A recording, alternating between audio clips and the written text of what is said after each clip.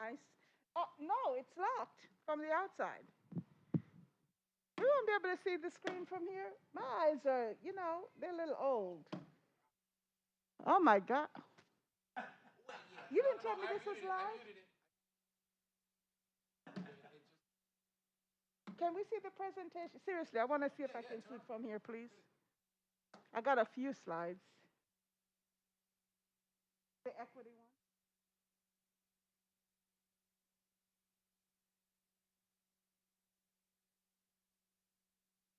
That's it? I love it. We don't have a clicker? I'm about to say, y'all are slacking now. Did I give y'all all those prompts? I'm like, take that back. No, Your the equity. equity one. Thank you. Good looking at. So are we not airing this? Oh, good. Our back will be to the camera. Yes, I love it. I hate being on camera. Huh? Pardon? You like being on camera? Oh, I don't.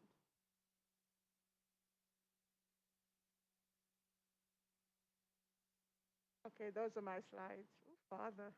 Okay, go ahead. Let's start Which next. slide? Which slide? Next. Thank God I have my notes. Okay, next. Oh yeah, this Performing will be a visual arts. challenge.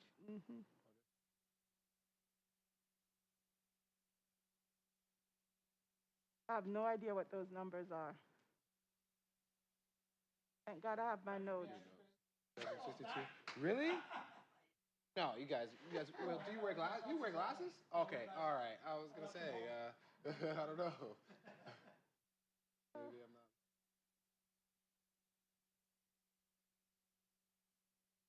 Oh, stop it. He's still look Okay, useful. that's You're good. good. I'm teaching. Teaching and learning only. Okay.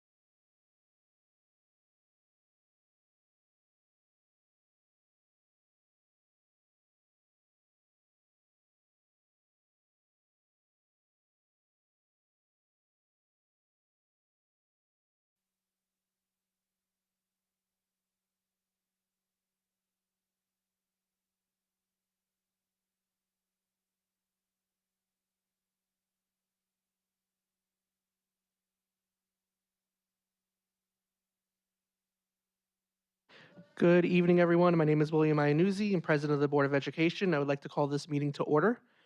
Madam Clerk, can you please call the roll?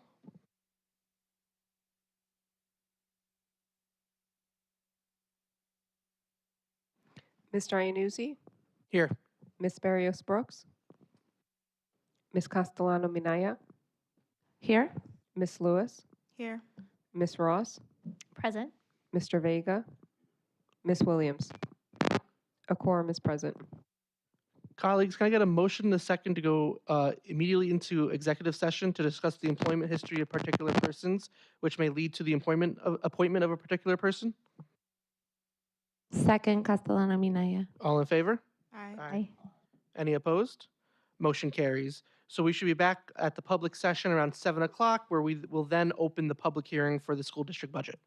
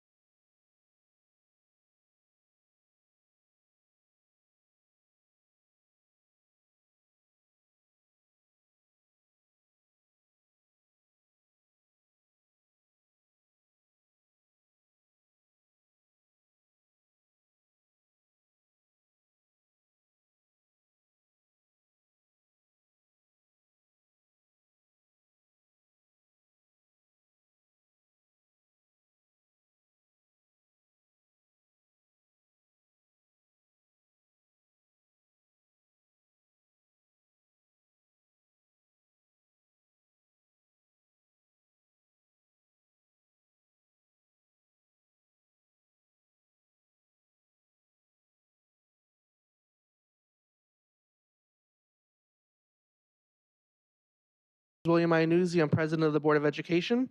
We are about to reconvene the public session of the meeting. So colleagues, can I get a motion and second to reconvene the public session of the meeting? So moved, Williams. Second, Ross. All in favor? Aye. Any opposed? Motion carries. Would everyone please stand for the Pledge of Allegiance?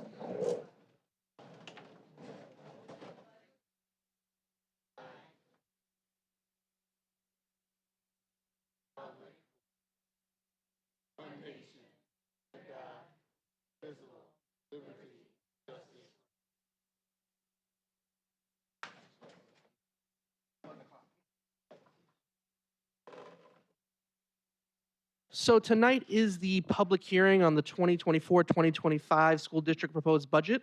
So we're going to, I'm going to ask for a motion and a second to open the public hearing. And then Carlos Leal, our Assistant Superintendent for Business and Operations, will give a brief overview of the budget, and we will open the floor for any public comments specifically on the budget at that point. So colleagues, can I get a motion and a second to open the public hearing on the 2024-2025 school district proposed budget? So moved, Ross. Second, Lewis. All in favor? Aye. Any opposed? Motion carries. Madam Clerk, can you please call the roll for the public hearing? Mr. Iannuzzi, Here. Miss Barrios Brooks, Here. Miss Castellano Minaya, Here. Miss Lewis, Here. Miss Ross, Here. Mr. Vega, Here. Miss Williams. Present. A quorum is present. Thank you, Ms. Bonilla. And now I'd like to turn it over. Do you want to say anything before I turn it over? Or?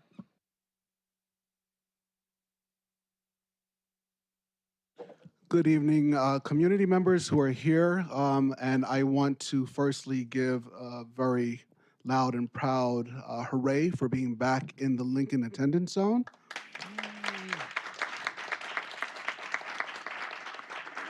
We would also like to thank the Remington Boys and Girls Club for hosting us this evening. This evening, we're giving our final presentation to the entire community as it relates to the budget.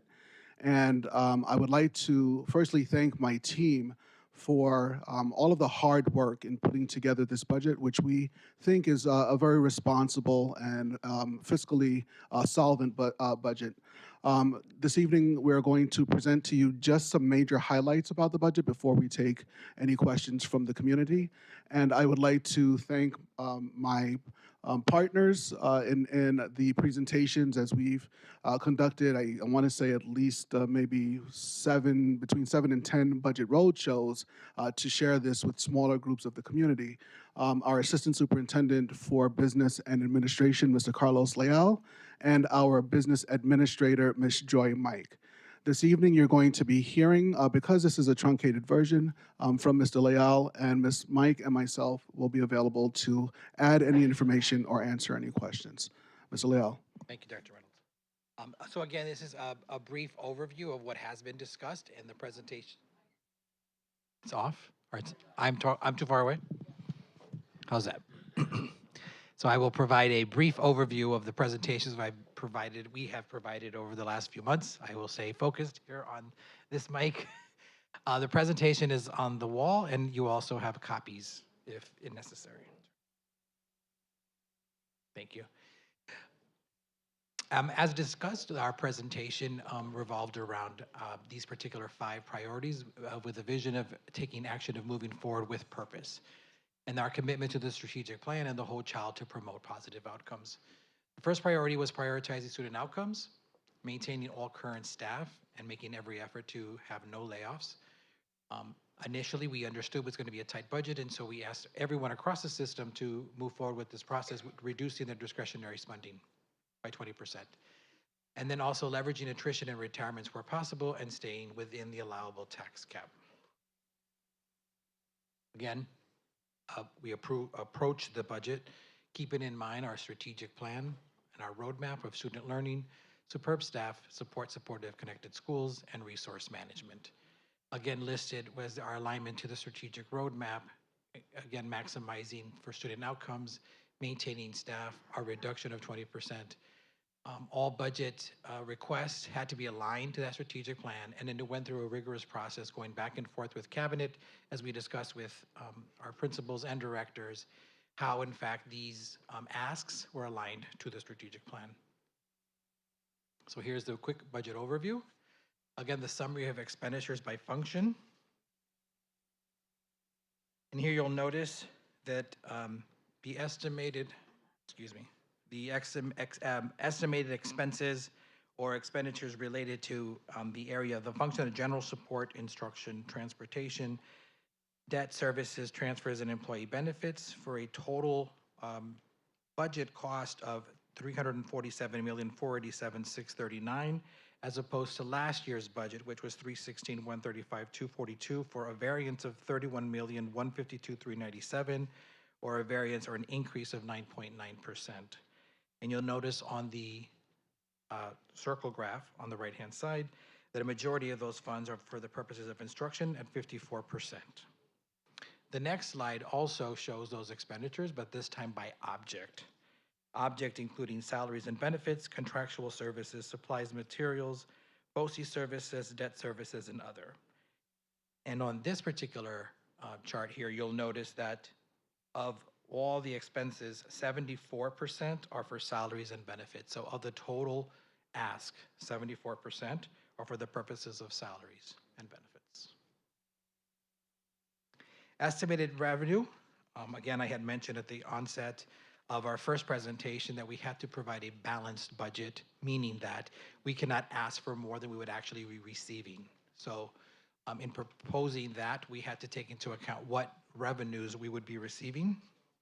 These were based on the governor's proposal, the original proposal, should I say, on January 16th, because it went through some discussion at the state level. As many districts, we are one of the few districts that actually received dollars at the onset. 50% of the districts across the state actually had an initial reduction of of their expenses or their dollars. And then the approved state budget changed that. But we can certainly speak more to that. A majority of the dollars came from foundation aid, expense-based aid, which is a portion of foundation aid, instructional materials and other, for an increase, or the variance of the difference was $9,204,352, or an increase of 11.6% from last year. Here's another way in which to look at the total proposed revenues. Real property taxes, the pilots, the payments in lieu of taxes, which we talked about at a few board meetings, the non-property taxes, changes of services, miscellaneous, state aid, federal aid, and when you combine them all together, in addition to the interfund transfers, which is coming from our reserves, so that $3 million is also coming from our reserves, and appropriated fund balance, keeping that all in mind, that makes the total revenue picture.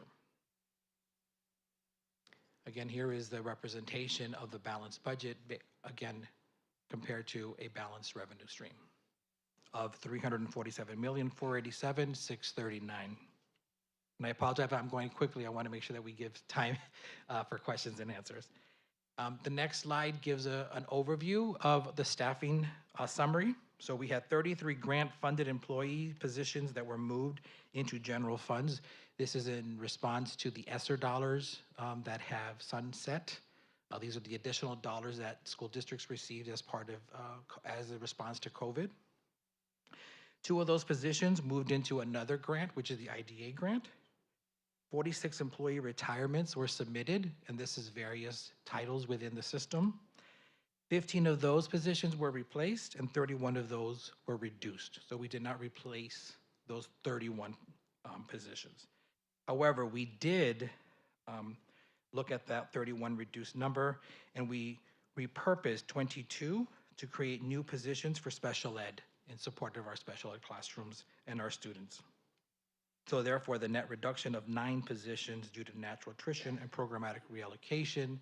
So where there was an overage of staffing a bit, we adjusted staffing across the system so that we could maintain a good teacher-student ratio, which currently is around 1:20. Here's a tax levy history view. It's probably easier to follow on your paper. But in essence, What we did was we provided the last 10 years, and you'll notice in 14, 15, 15, 16, 16, 17, and so on until you get to 1920, the percent increase was the same as the adopted tax levy. In the subsequent years during COVID, you'll notice that what the maximum ask was actually lower than the tax levy, excuse me, was actually lower than the actual tax limit. And so one of the misnomers out there was that, hey, it's got to be always 2%. So it's not always about having to be 2%. It is that 2% is part of the total formula, excuse me, that is used to then determine what your adopted tax levy can be. And we provided a link to our website so you can actually see the formula and how that's calculated. Another way to look at these same numbers is through this chart here. And you'll notice that in 1920, up until 1920, the allowable tax levy is what this community or the board prior asked. And then in 1920, when COVID hit, it began to deviate. And the reason really there is 2020, I'm sorry. Ooh, I'm getting, okay, yeah. Yeah, that's gonna be back. Is when we started to deviate, and it was basically because the state was providing us additional dollars of relief, and so we were able to provide that to the community. So again, those dollars have sunset, and so if you'll notice here, now that we are in 24-25, we are kind of going back to past practice, not to say that this is how we're going to move forward, but at the moment, this is where we needed to be to make sure that we close the gap and provide a balanced budget. Yes, sir. And just a point of clarification, when we say 1920, we're talking about the 2019-2020 school year, not actually 1920. Thank you. All right, how bad am I right now? Okay. So the proposed, yes. So the proposed budget summary, this kind of gives you a big picture. Budget to budget, the ask is $347,487,639. So a budget to budget increase is $31,352,937, or a 9.9% increase. The property tax levy request is 3.95%. So that would equate to $231,593,967, or a tax levy increase of $8,808,379. The projected tax rate, and this was provided to us by the city of New Rochelle. So per 1,000 assessed value, that is projected at $866.92, or an increase of $27.71. Keeping in mind, we provided clarity on this as well, that this is the assessed value. This is not how much your house would be sold for if you were to put your house on the market tomorrow. So the average New Rochelle home assessed value is $16,000 according to the city of New Rochelle. And the annual increase would be $443.34, or a monthly increase of $36.95. And you'll notice on the bottom, there's a small caveat here, the illustration for purposes only, because everyone's scenario is a bit different if they're working through STAR or working out some scenario with the city. So that is proposition number 1. So when it's time to vote, basically the proposition 1 is the budget itself.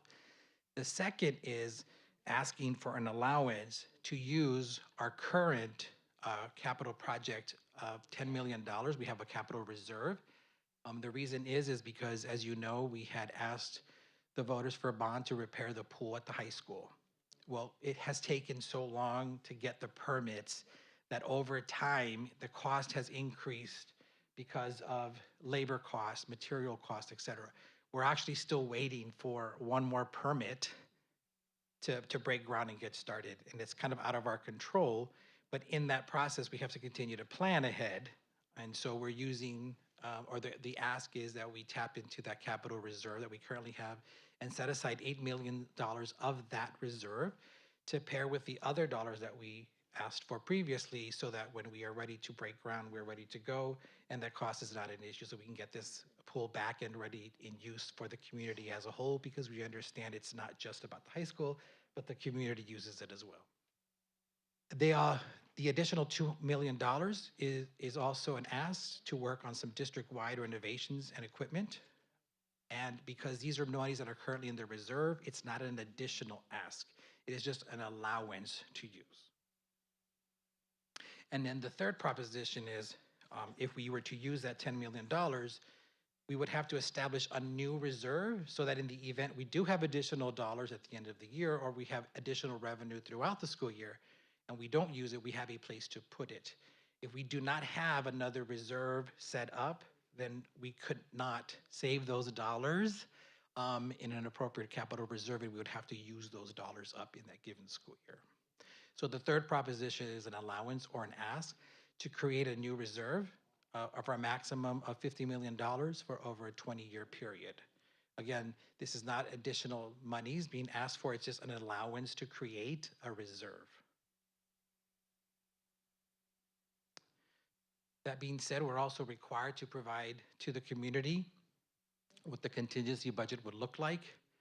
And in essence, if we needed to fall back, the budget failed, we would have to reset to the previous tax ask, meaning whatever we received in terms of our tax levy is with the same dollar amount we'd have to request in this given school year.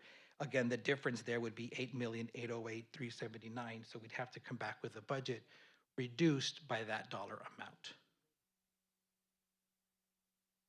And then I'll end with budget highlights, what this budget allows us to continue to do, and that is to maintain Kaleidoscope, PAVE, and science research programs, enhances the district special education programming to meet the needs of our twice exceptional students, maintains magnet options for our elementary students, preserves the current student-teacher classroom ratios of 1:20 that I mentioned earlier, maintains our CTE program options for the high school students, which is our BOCES component, or career and technical education is how it's also perceived, and then preserves and enhances athletics, extra and co-curricular programming.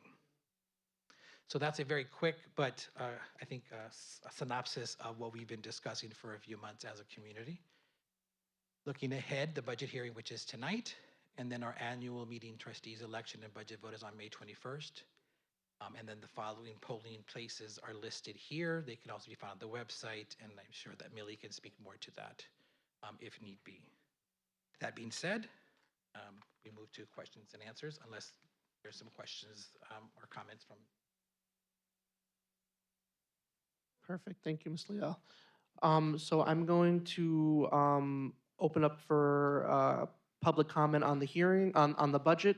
Only one person has signed up in advance. If you want to talk, just raise your hand after that person speaks. Just remember, it's 3 minutes, and it's specifically on the budget. So, Mr. Malfitano, you are up first.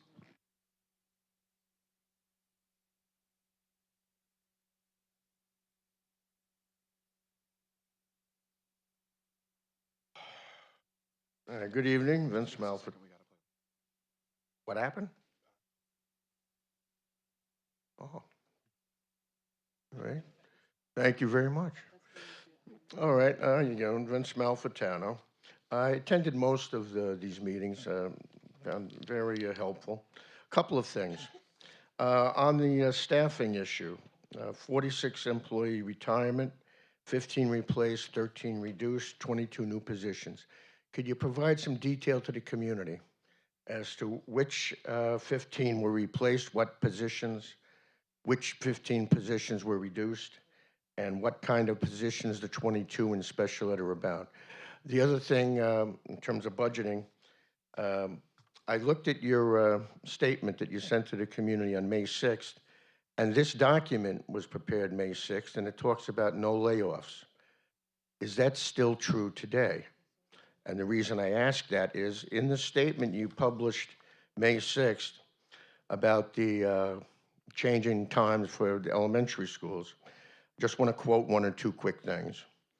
On the second paragraph, you say that this plan was in finalization. Transportation plan will achieve more than $2.5 million in savings to prevent the elimination of positions and programs and services. But then later on in the same statement, in paragraph 4, you say, the plan is in final stages of actualization, but please note that it is not budget dependent. Now, I'm not the brightest bulb in the room, but on the one hand, you're saying that this is to have savings of 2.5 million, so we don't have reduction in positions. But then you say later on that this plan is not budget dependent. So were these savings being projected to next year's budget and have nothing to do with this budget? Or will this 2.5 million that you thought you were going to get by changing in September affect this budget and the money you have? So I'd like you to please, as a voter, just assure me, say, Mr. Malfitano, you are correct. There will not be any layoffs in the budget, even with us not going forward with this plan. If you cannot tell me that, then I'm a little nervous. So, can you tell me that?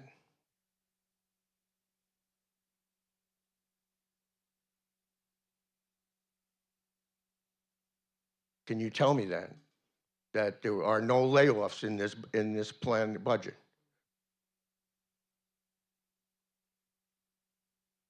Well, I was hoping to get an answer. I'll sit down, but I do think to help the community vote for this, the community deserves a straightforward answer to that. Will this affect our budget to the point that there will or will not be layoffs? Thank you. Thank you very much for your question, Mr. Malfitano. We were waiting for you to complete your line of questioning before we began our answer. So I'm going to specifically answer your last question.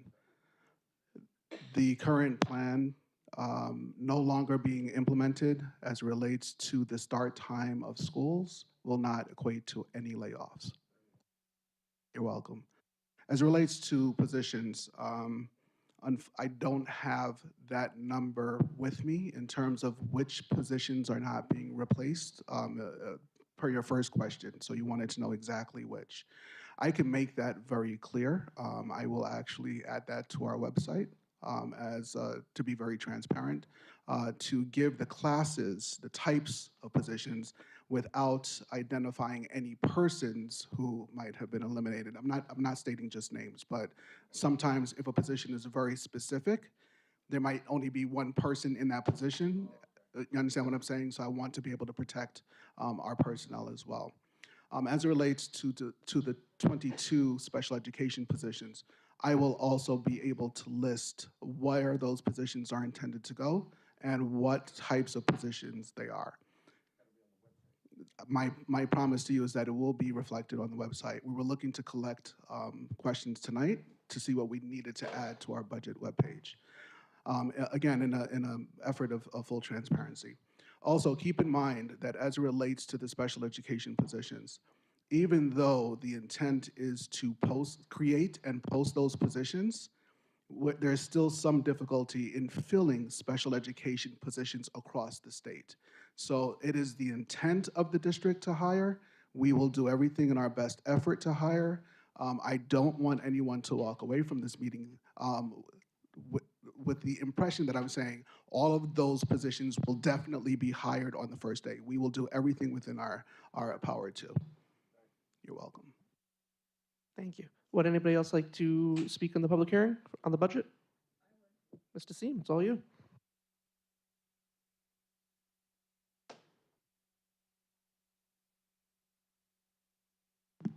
Good evening. Vince asked, I'm glad that you had the, not authority, but you had the superintendent's ear, because I asked those same questions at the PTAC meeting about these positions, and we didn't get the clarification, but now that you asked, we're gonna get it. I think so. So I'm glad to hear that we're gonna get that, because we need to understand, because you're like replacing them as if they are the same positions and they're not. I don't know what 31 reduced means. Does that mean they were fired? Does that mean, what does that mean? We don't need these positions anymore? So that needs to be explained, and then this numbers games, like I said before, 22 into special ed, we had 46 retirements. How do they compare to who retired, what these positions were versus just putting 22 into special ed? So we do need to understand that. My first question is going to be the same one again, is you have to explain to us why our tax levy is double what it's been since 2014. It's been from 1 to 2%. And I understand it's not your fault, as you answered before, that the formula comes from the state, but you still, it's the same formula, I would think. I don't know if it's changed, but why is it double? That's a lot. And we need to understand that, and you have not explained. You need to explain that, please, not send me to the website and for me to go look at the formula and go try to figure out. You should be able to tell us how this differs, that's bringing this up to 4% that we're now going to pay. And I remember last year when Jonathan Raymond first presented the budget, he came up with a 3-point something number, and they told him, no, like, you got to go redo this budget. Like, if we do it like this, we're going to run out of money. And he went back and redid it, and I think we came back with like a 0.98 something. But we need to, yeah, we need to understand that. The transportation, it's the same thing, because you made it sound like we were hoping to save 2.5 million. So yeah, how does that, if we're not going to save that 2.5 million, how is it going to impact? You said it's not going to be in layoff. Does it impact the budget in any other way? Are we going to lose other things? So I get that we're not going to lose people who I really want to understand, the people that we hired. What are they bringing? What value have they added, and are they worth keeping? Because we asked you, do not you specifically, Dr. Reynolds, but as an entity, all of us, that we're getting money that's going to be temporary. Don't hire people with that money, because now we're going to be stuck with people that we're not going to have a way to pay for them. And now we're squeezing and doing all this maneuvering. We don't even know if these people are worth it. Thank you.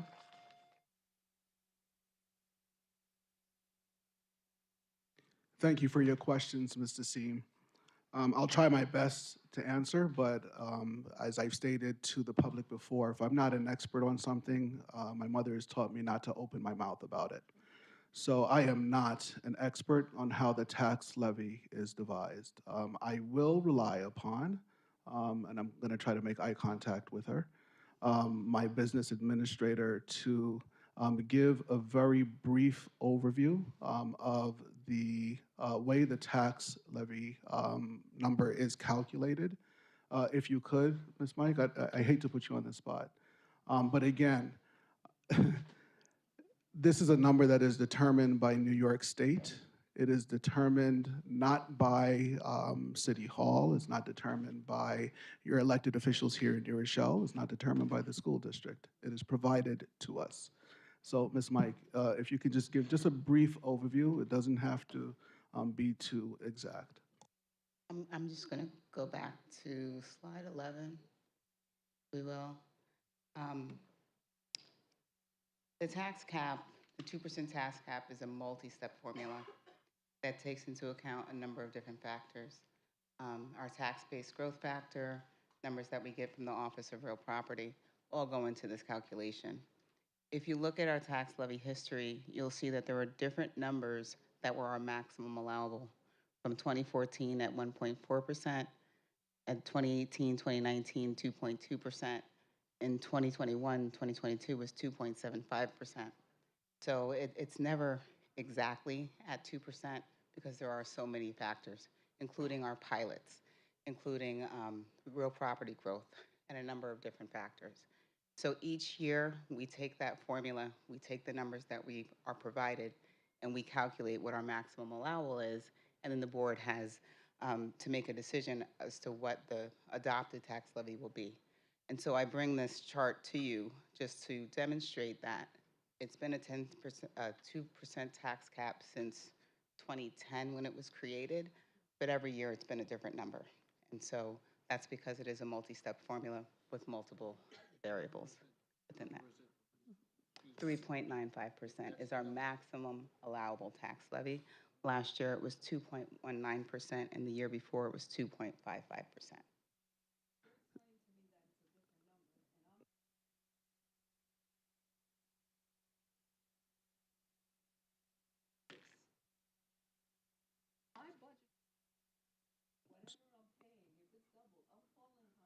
Calling somebody, find out why is this?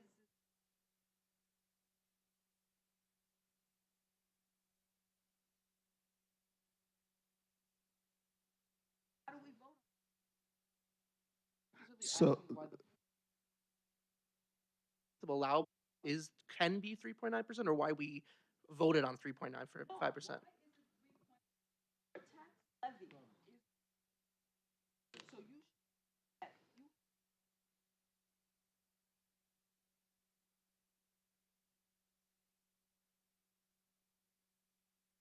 actually, I don't understand, Mr. Seams. The number comes from New York State. why is it doubled 1%? Actually, yes, I do. So please understand, and maybe what's not clear is that New York State provides the tax cap for all school districts. That number is given to them. They tell you that here's the formula. This is how we came to this conclusion. Within that formula, the variables in each of the formulas are what changes from year to year. So if you have more pilots this year, if you did not have a very high tax cap the year before, it can change that variable. If you had a high tax cap and you didn't utilize all of those taxes, it can change the variable. So the year that you specifically mentioned with Mr. Raymond, where you said he went to almost 3%, was asked to redo it. Keep in mind that what the administration did that year was utilized all of the ESSER funds to mitigate asking the community for the full tax cap. That tax cap was still 2.75%.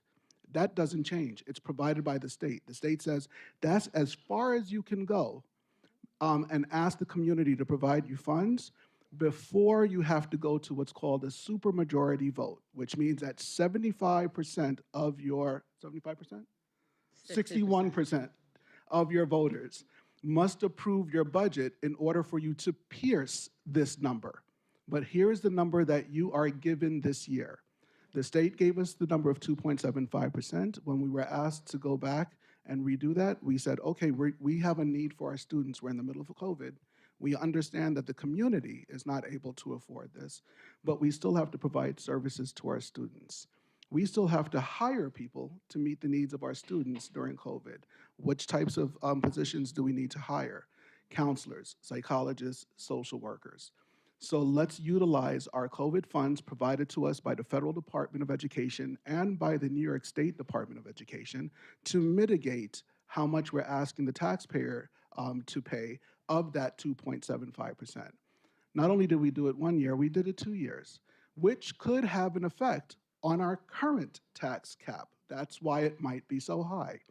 When you look at the numbers across the districts in our region, that is not the highest tax cap, nor is it the lowest. We acknowledge that. But again, this is not something that we have any say in. It's not something that we can lobby to change.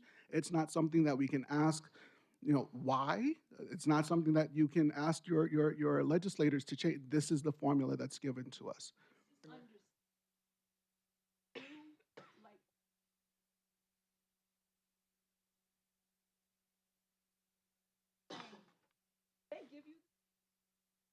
Yes, If they give us the number.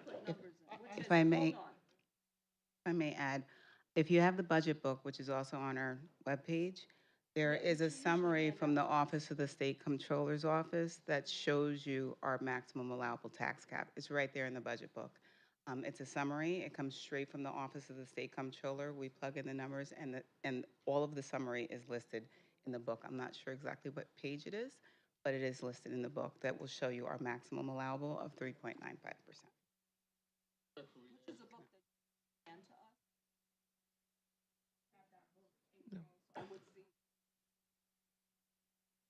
Mr. Minister? For taxing taxpayers, school is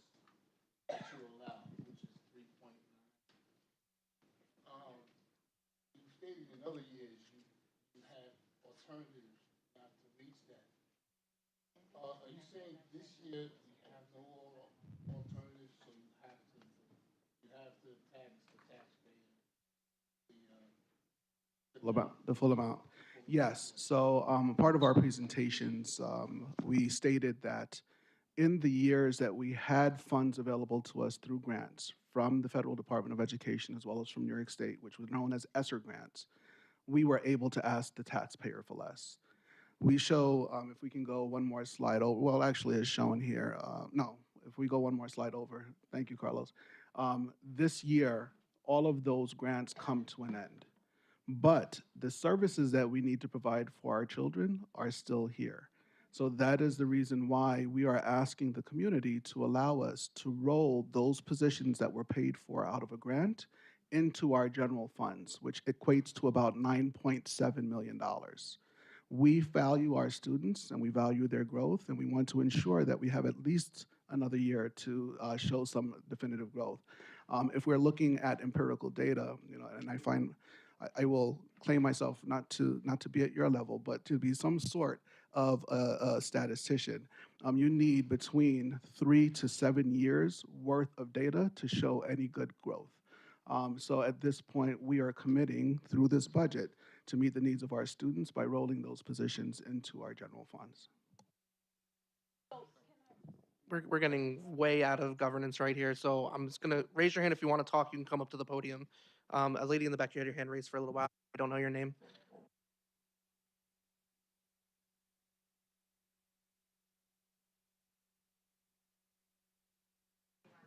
They can't hear even from the mic up there. Well, we're out here. Okay. Will do. Thanks. I'm Maxine Golub. I have 2 points of clarification I'm hoping somebody can answer.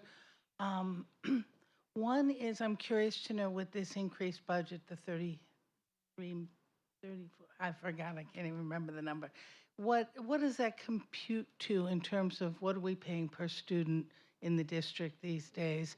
And my second question is, I don't know your name, but it seems to me an assessment of $16,000 does not seem realistic for this community where the average home price value, I just looked it up on Google, is about $800,000. So I am curious to know if anybody has calculated real numbers in terms of what this will add. And my concern is, I'm a huge supporter of schools. I'm happy to pay my taxes to schools, but everyone I talk to in New Rochelle tells me I can't afford the taxes here. I need to move out of New Rochelle. So, I don't want that to happen, and I don't want this budget to get voted down. So I think we need to share as much information as we possibly can. Thank you, Ms. Golub. I'm sorry, catch your last name again, please? Golub. Okay, thank you. Thank you for those questions, Ms. Golub. So if I may, our student allocation number, I believe, is somewhere in the area of about $36,000 per student. And it's a little bit plus or minus of that number. It is lower than the highest student number in our county. But it's right in that range. We're right near the top. So that we will absolutely make that very clear. The other thing that was asked was regarding the assessment of the homes, the assessment value. So yes, you may live in a home that's worth $800,000, but that home may be, that $800,000 may be the median value, and however the city assessor values the median value. What they do, and I know somebody's gonna ask me if I have the calculations, well, I don't, but the city assessor gives us a number of what the average house is assessed at, and that number was given to us as 16,000. It is not equitable to your home property value. It is just a scale, and that's the number on the scale of the cost of those houses around that range, which is why we've actually indicated on the bottom of that slide, it's for illustration purposes only. We would not run the risk of giving you erroneous calculations by trying to figure out what that actually means for the value of your home, because if we get it wrong, then we're held accountable, and I will always be held accountable for getting something wrong. So please know that we have to go based on numbers that are given to us in order to make this equitable across the board for the sake of conversation, so that we don't have variations in reality. We want that to be as factual as possible. I hope I answered those questions for you. Ms. Brooks? Can we put up the slide that has that data one more time? Yes. So just I want to understand, maybe this will help as a clarifying question. So if you look at, I'm trying to read here, the annual increase on an assessed value of $16,000, right? The bottom part. So should I take that to read if you are paying approximately $16,000 a year currently in property taxes? So the way that should be read, and I'm going to need to be corrected if I'm not reading this correctly, is if your house in the assessor's office is in that range of $16,000 according to his calculation, and that could be, so let's just say we know we have houses here that are worth $2 million, and we have some houses worth $100,000, right? So let's just say a median range is somewhere around $85,000, $90,000. So that $16,000 is what's supposed to apply to your $800,000, $900,000 home. If you have a house that's worth $800,000 or $900,000 and you're paying the tax for that house, then that should be the average cost of what the Annual difference- increase. The annual increase. So in In taxes. taxes. So if just, I'm going to repeat it and just tell me if I got this right. So if your home is worth the median value approximately $800,000 a year. Please, that's my example. No, but no, wait, say again. Yeah. But I'm just saying. So I don't know what the median value is of a house in New Rochelle. So let's, for the sake of this conversation, say that's $800,000. Okay. Whatever you pay in taxes now would be that plus $434 and whatever that changes annually. Yes. So does that make so? Which would mean monthly it would be a $36. So if you are if you own a home that is the average home value in New Rochelle, whatever that is, let's assume it's roughly that number. You will pay $36 more a month. According So if your house is worth more than that, you're going to pay more than that a month. If your Correct. house is worth less than that, you're going to pay less than that.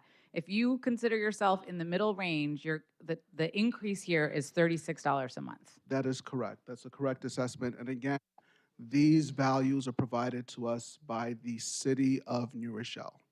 These are not calculated by the school district. And I remember this from past years because that's been in the range. And when the tax levy was like 1 or 2%, it was like $18 or $20 extra a month. So that kind of tracks with the double that Miriam's talking about. So we're talking about going for the average taxpayer, $15 extra a month, $20 extra a month to $36 extra a month.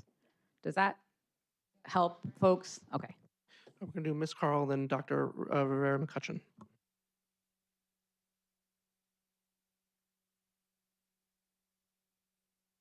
Lorraine Carl. My one question is about the pilot money. We passed a proposition a few years ago that money could only be used for construction. I'd like to know how much money has been used and what type of construction have we used with that money.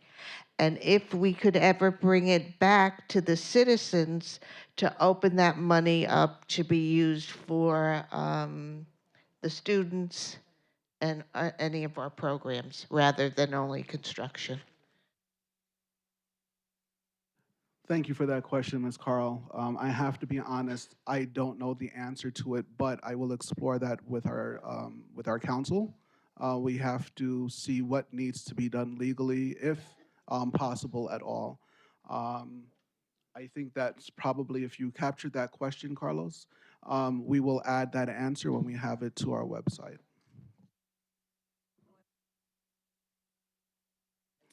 We need you at the mic. I'm sorry, you still I'll have just some repeat time, it. Ms. but Carl the asked question what was, we've what spent. have we spent the money on so far?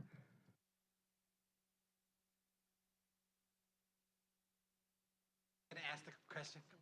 So the question is, Yes. what have we spent the money on so far? The monies have gone into the capital reserve that we're talking about tonight, the $10 million.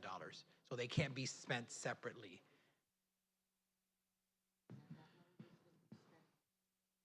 Correct, but it has to go somewhere. It has But- to sit somewhere, right? So, Keep in mind, that's the reason why we also have proposition number 3. If we do not, we cannot use the capital reserves that we are expending and replenish it. We have to create a new capital reserve specifically for the use, for the purpose of collecting our pilot funds and putting them there to be used for construction. But keep in mind that our current laws and regulations as it relates to our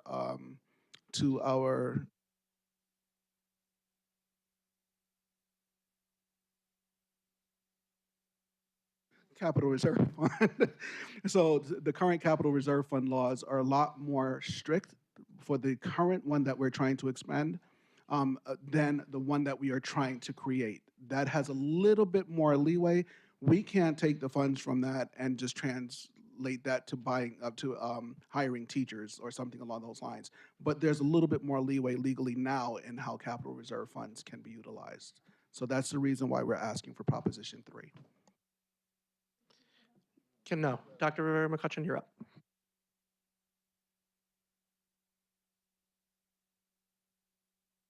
Okay, thank you. So first, I think I'm curious about the 33 grant-funded employees that are moving into the general funds. I mean, all of us here who have kids, who are teaching in schools, who are in the community, have all talked about how our kids are in dire need of mental health, and I'm guessing that of mental health support. So I'm guessing that what we're trying to do is stabilize those positions that were hired, counselors, social workers, other mental health providers, to ensure that kids are getting those services even after the ESSER funds have sunsetted. So that's one question. I think if we can, again, like Maxine, I'm a person that supports a budget. I understand what can happen when we move into a contingency budget, and it is bad. It is a very bad situation. So if we can have clarity around that, then people, I think, can understand we actually want these positions funded, even beyond the next 2 years, really in perpetuity. In addition, it looks like this maintains small class sizes, which is important. It's something I keep talking about. CTE programs, all of that. So I think that's my primary question. And I guess the other piece that I would say for us as a community is that where there feels like we are spending a lot of money or more than our fair share, I think we need to turn our attention to some of the construction that's happening across the city where builders are getting a whole bunch of tax breaks, and that's on our backs. So I think our attention is to figure out how to fund what is necessary in our schools, and we can then we can take this fight to other places to make sure that wealthy builders are actually paying their fair share in taxes to support the schools in our communities.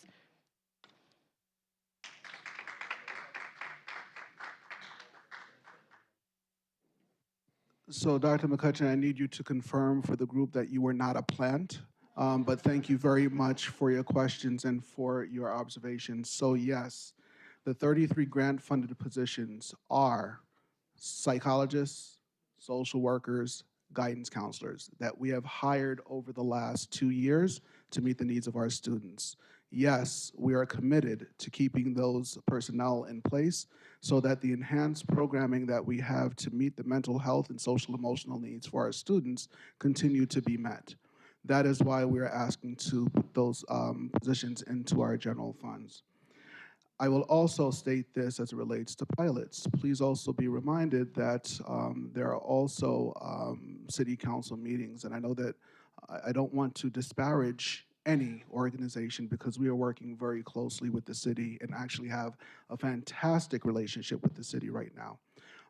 But I wanted to let you know that when you are given notice to come to a city council meeting, because there is a consideration for a pilot, this is exactly what we are talking about, payment in lieu of taxes. So when a developer builds a building, it is, I would say, financially incumbent upon them to try to seek relief for the benefactor of that building, right? Whoever is putting up the funds. And they go to their city councils and ask, rather than us paying how much we are supposed to pay in taxes to your city for X amount of years, can we promise to give you this payment in lieu of taxes? Pilot. So the monies that are needed to run the city and to run the school district and all of that other stuff comes more from your property tax. Once the pilot falls off or runs out, then that building can actually reapply for another pilot.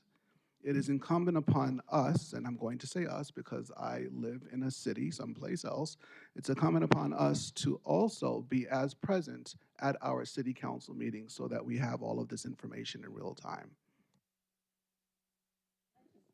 No. Would anybody else like to sign up for public comment? Ms. O'Tanner, please. Okay, so, hi, good evening. In addition to what Dr. Rosa McCutcheon said and what Miriam is saying, how close are we with having someone from the board on the board with the IDA? And would the tax cap that we're talking about, are those numbers the way they are because of the development that's going on in our city? And many of us, Elder Mark and so many of us from the community, we were at those meetings before almost everyone on the board was on the board. And we remember when RXR came and bamboozled everyone and gave $10 million. And now there's several other buildings that are here. So I'm curious if the tax cap and the increase is because we're considering the millions of dollars. And I know I shared some information with Carlos that someone else shared with us, showing the hundreds of millions of dollars that are due the city. So I think sometimes we're concerned, and we are all concerned about our taxes and our monthly payment and our taxes and the ability for our schools to do better. And we're concerned about the money. And I don't think that it's an easy ask this is not an easy sell right now. So is that number changed because of all of this development that's in our city now? Is there a correlation? I'll answer the first question. Yes, a board of education member will be on the IDA board starting this month. They're going to get sworn in at the city council meeting.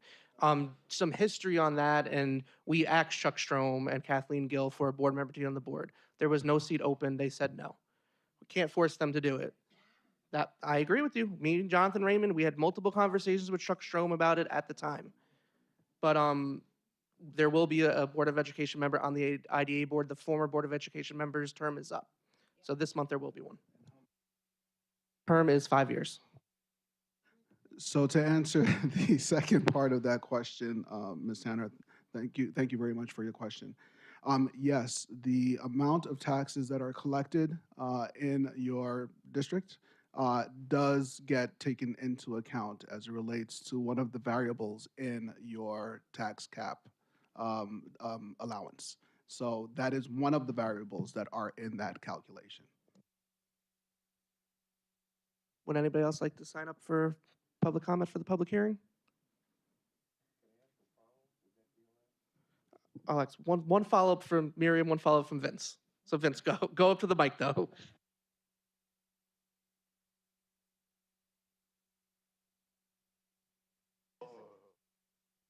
Just a quick thing. You used some reserve funds in the budget, right? I think 3 million or so, I think, right? I forget the number. Could you use a bunch more? to reduce the tax levy. I think you said the reserve fund was like 45 million or something at one meeting I went to. I don't know, maybe somebody can tell me that's about right. Now, I don't remember what the statutory requirements or what the state suggests for a reserve fund, but I think that's more than they need, and maybe I'm wrong. But in order to reduce the impact of the tax levy, could you discuss maybe for a minute the pros and cons of using, say, 10 million out of the reserve fund to reduce the tax levy? Whether you think that's a wise move, or maybe the business folks have a thought on that. But you know, the average home is assessed at 16,000. I think I'm in that ballpark. I'd like to keep a little at 483 a year. But if you have some thoughts on that as to the impact of maybe dipping into the reserve to help the taxpayer. Thank you for your question, Mr. Malfitano. I'm going to invite both Carlos Leal and Joy Mike up to just give some detail to my initial response. Firstly, I will always thank a community member for giving us some consideration of some additional avenues that we can take to mitigate the burden to our taxpayers. Keep in mind that there are very specific laws as it relates to our, why do I keep losing that word? Reserves, to our reserves. Yes, our reserve funds.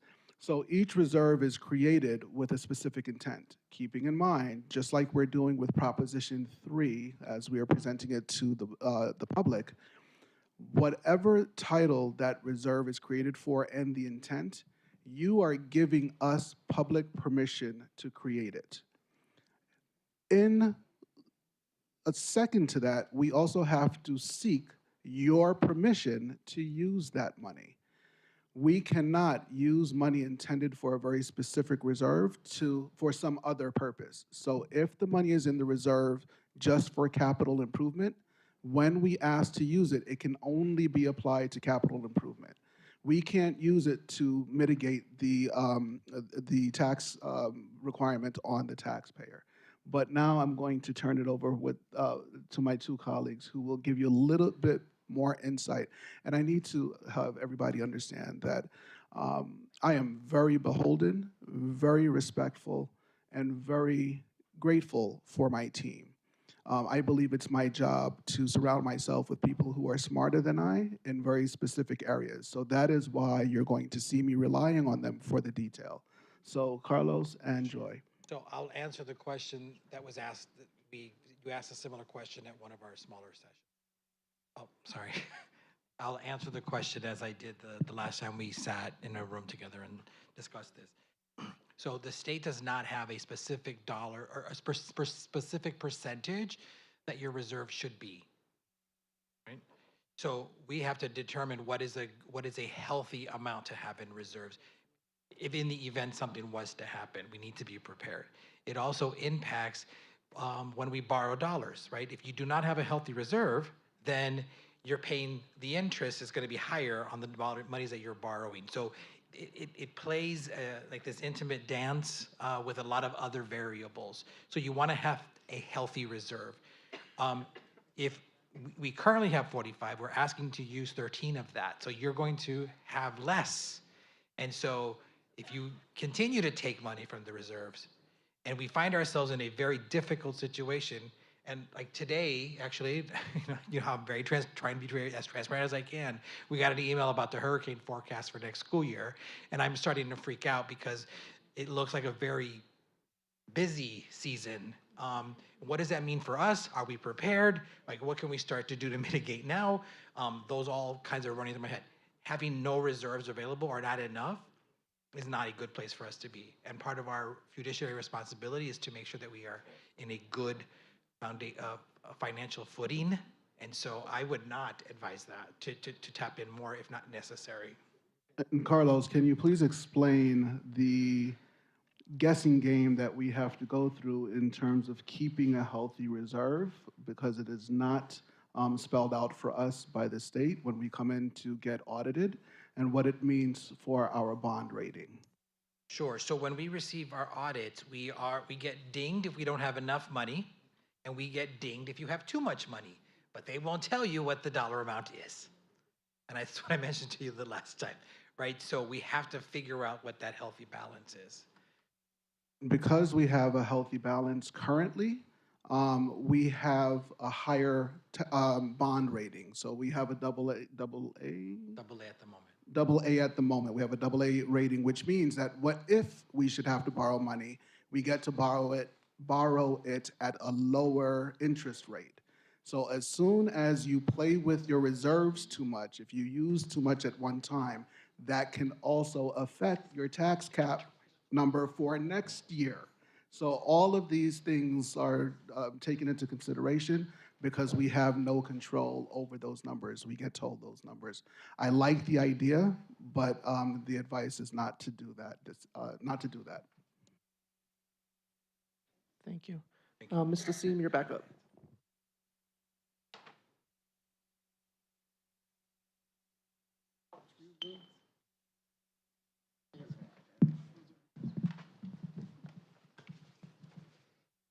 So a couple of quick questions.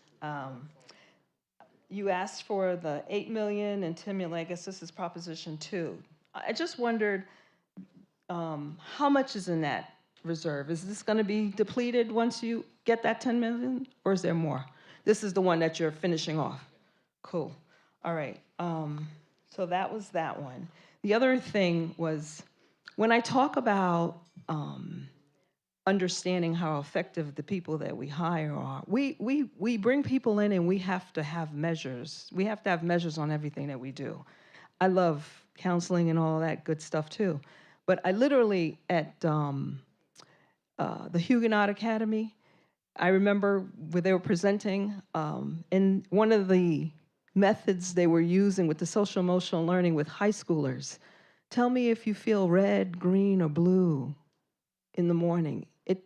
It sounded, not that, you know, it may have worked or didn't work, I don't know, but for high schoolers, it sounded very juvenile, and I don't know how effective that is. But we should be able to measure, you know, are we seeing less suspension? Are we seeing, you know, our kids more adjusted? We should be able to measure that. We should have that data. We should say, oh yeah, we see this working.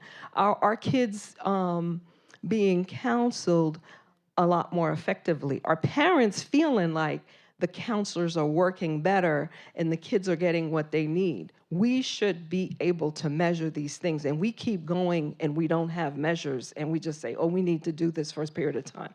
That's what I'm talking about. And then the other thing was just to, and we pulled it out today, but what you said and what I've been asking about that 3.95 number is, when you're looking at the number, you should be able to speak to your state you know, person that you're a coordinator or whoever your contact is, and ask, are you putting more pilots in this number this year? Are you, as opposed to 20 pilots, do you have 36 pilots? Is this why it's doubling? Are you seeing that since we didn't use the maximum amount, because you mentioned those two things are factors, since we didn't use this maximum amount these last 2 years, did that increase us this much? You said it could be. And I'm saying, when your number doubles like that, you should be speaking to whoever's calculating that number, if you don't calculate it, to understand what it means. Because if they're now seeing it's now 10 pilots versus the 5 pilots before, that gives us more data also to speak to City Council. And oh, by the way, we had an IDA person when all those pilots were being approved. That IDA person was saying, oh yeah, we're getting $10 million mitigation, as if that was equal. So having a board member on IDA is wonderful, but you gotta speak up and say, this is not acceptable, because that didn't happen. Thank you.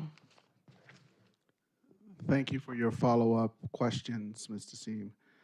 Just to answer your first question, I'm going to respectfully push back on the notion that using a prescribed program process to measure the mental health of our students, i.e. your example of the color coding. I don't know if you've been in a hospital lately, but even in a hospital, they ask adults the same thing. Are you feeling red? Are you feeling yellow? Are you feeling that? That is because it is a prescription. It is honored by the service providers and by the clinicians that utilize it, not only in the high school setting, but also in business and in hospital settings. I'll also state this. When we gave our presentation related to clinicians and counselors, we heard overwhelmingly from community members during the response to our presentation that my student still is not meeting with their counselor enough, to my opinion. My student still says that they're not getting emails answered enough. So if we think that we've added these many positions and we're still not able to meet the needs based on soft anecdotal data from our taxpayers, then I think that we have an obligation to continue down that pathway. Ms. Brooks? Yeah, Ms. Brooks. I also just want to add that in the budget, these are positions, not individuals, and that we should have a robust evaluation plan for individuals. So I think having the resources available to support those individuals is crucial, and all of our kids, every single one of them deserves that, and we should be holding all of the adults accountable. And that is, I think this board, and I can speak for myself, are both impressed by the move toward doing that in our district and consider it a priority because we are stewards of the taxpayers' dollars. So just to make the distinction between the individuals and the positions, I think is really important. Would anybody else like to sign up for the public hearing? Seeing none, thank you all very much. We are gonna, colleagues, can I get a motion and a second to close the public hearing on the 2024-2025 school district proposed budget and resume the regular meeting? So moved, Castellano Minaya. Second, Lewis. All in favor? Aye. Aye. Any opposed? Motion carries. Okay, now back to the regular meeting. Colleagues, can I get a motion and second to accept minutes of the Board of Education regular meeting held on April 2nd, 2024, and accept minutes of the Board of Education special meeting held on April 16th, 2024, as submitted by the clerk and secretary to the Board of Education? So moved, Castellano Minaya. Second, Brooks. All in favor? Aye. Aye. Any opposed? Motion carries. Next up is Board of Education announcements. Do any of my colleagues have any announcements they would like to make?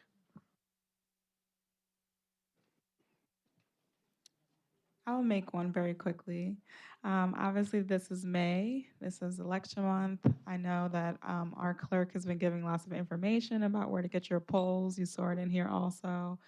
If you or your community members, your friends, your family have questions about where to go, how to access information, it is on the website. So just wanted to reiterate that it's available and to make a plan, bring a friend, bring a colleague, and hopefully help us improve the voter turnout in New Rochelle.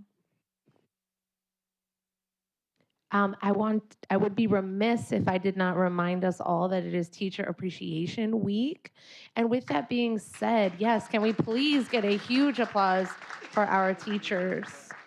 But I also want to remind us that our families are our children's first teachers, and our classroom teachers cannot do it without the collaboration of our families and our community. Many community leaders are sitting in the audience today, and we all have to work together, not just for the academics of our students, but for their social well-being, their emotional well-being, their spiritual well-being, their physical well-being, because the kids are not all right, and the adults are not all right either. And I just encourage all of us to make sure that we are uplifting each other, supporting each other, pouring into our teachers and supporting them so that they can be the best versions of themselves for our students and be the models for our students that our students deserve so much to have that place in the classroom where they can experience joy and curiosity and wonder and love no matter what grade they're at. So thank you to all of our teachers. Thank you to the leadership of our teachers union.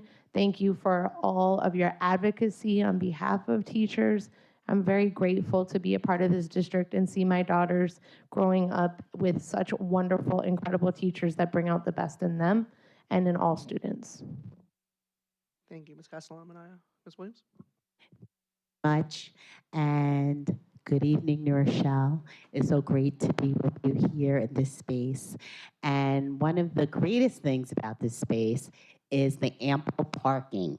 So it's a beautiful space, many rooms for the children, and places to park. And when I discovered that the parking was so good, it was when I attended the 95th anniversary gala for the Boys and Girls Club, which took place here April the 12th. And I thought that I would have to come really early, and I didn't come early. And I said, okay, I'm gonna have to park 3 blocks away. But I did not have to because I was able to park in the garage. So I was very happy about that. And it was a wonderful, wonderful event.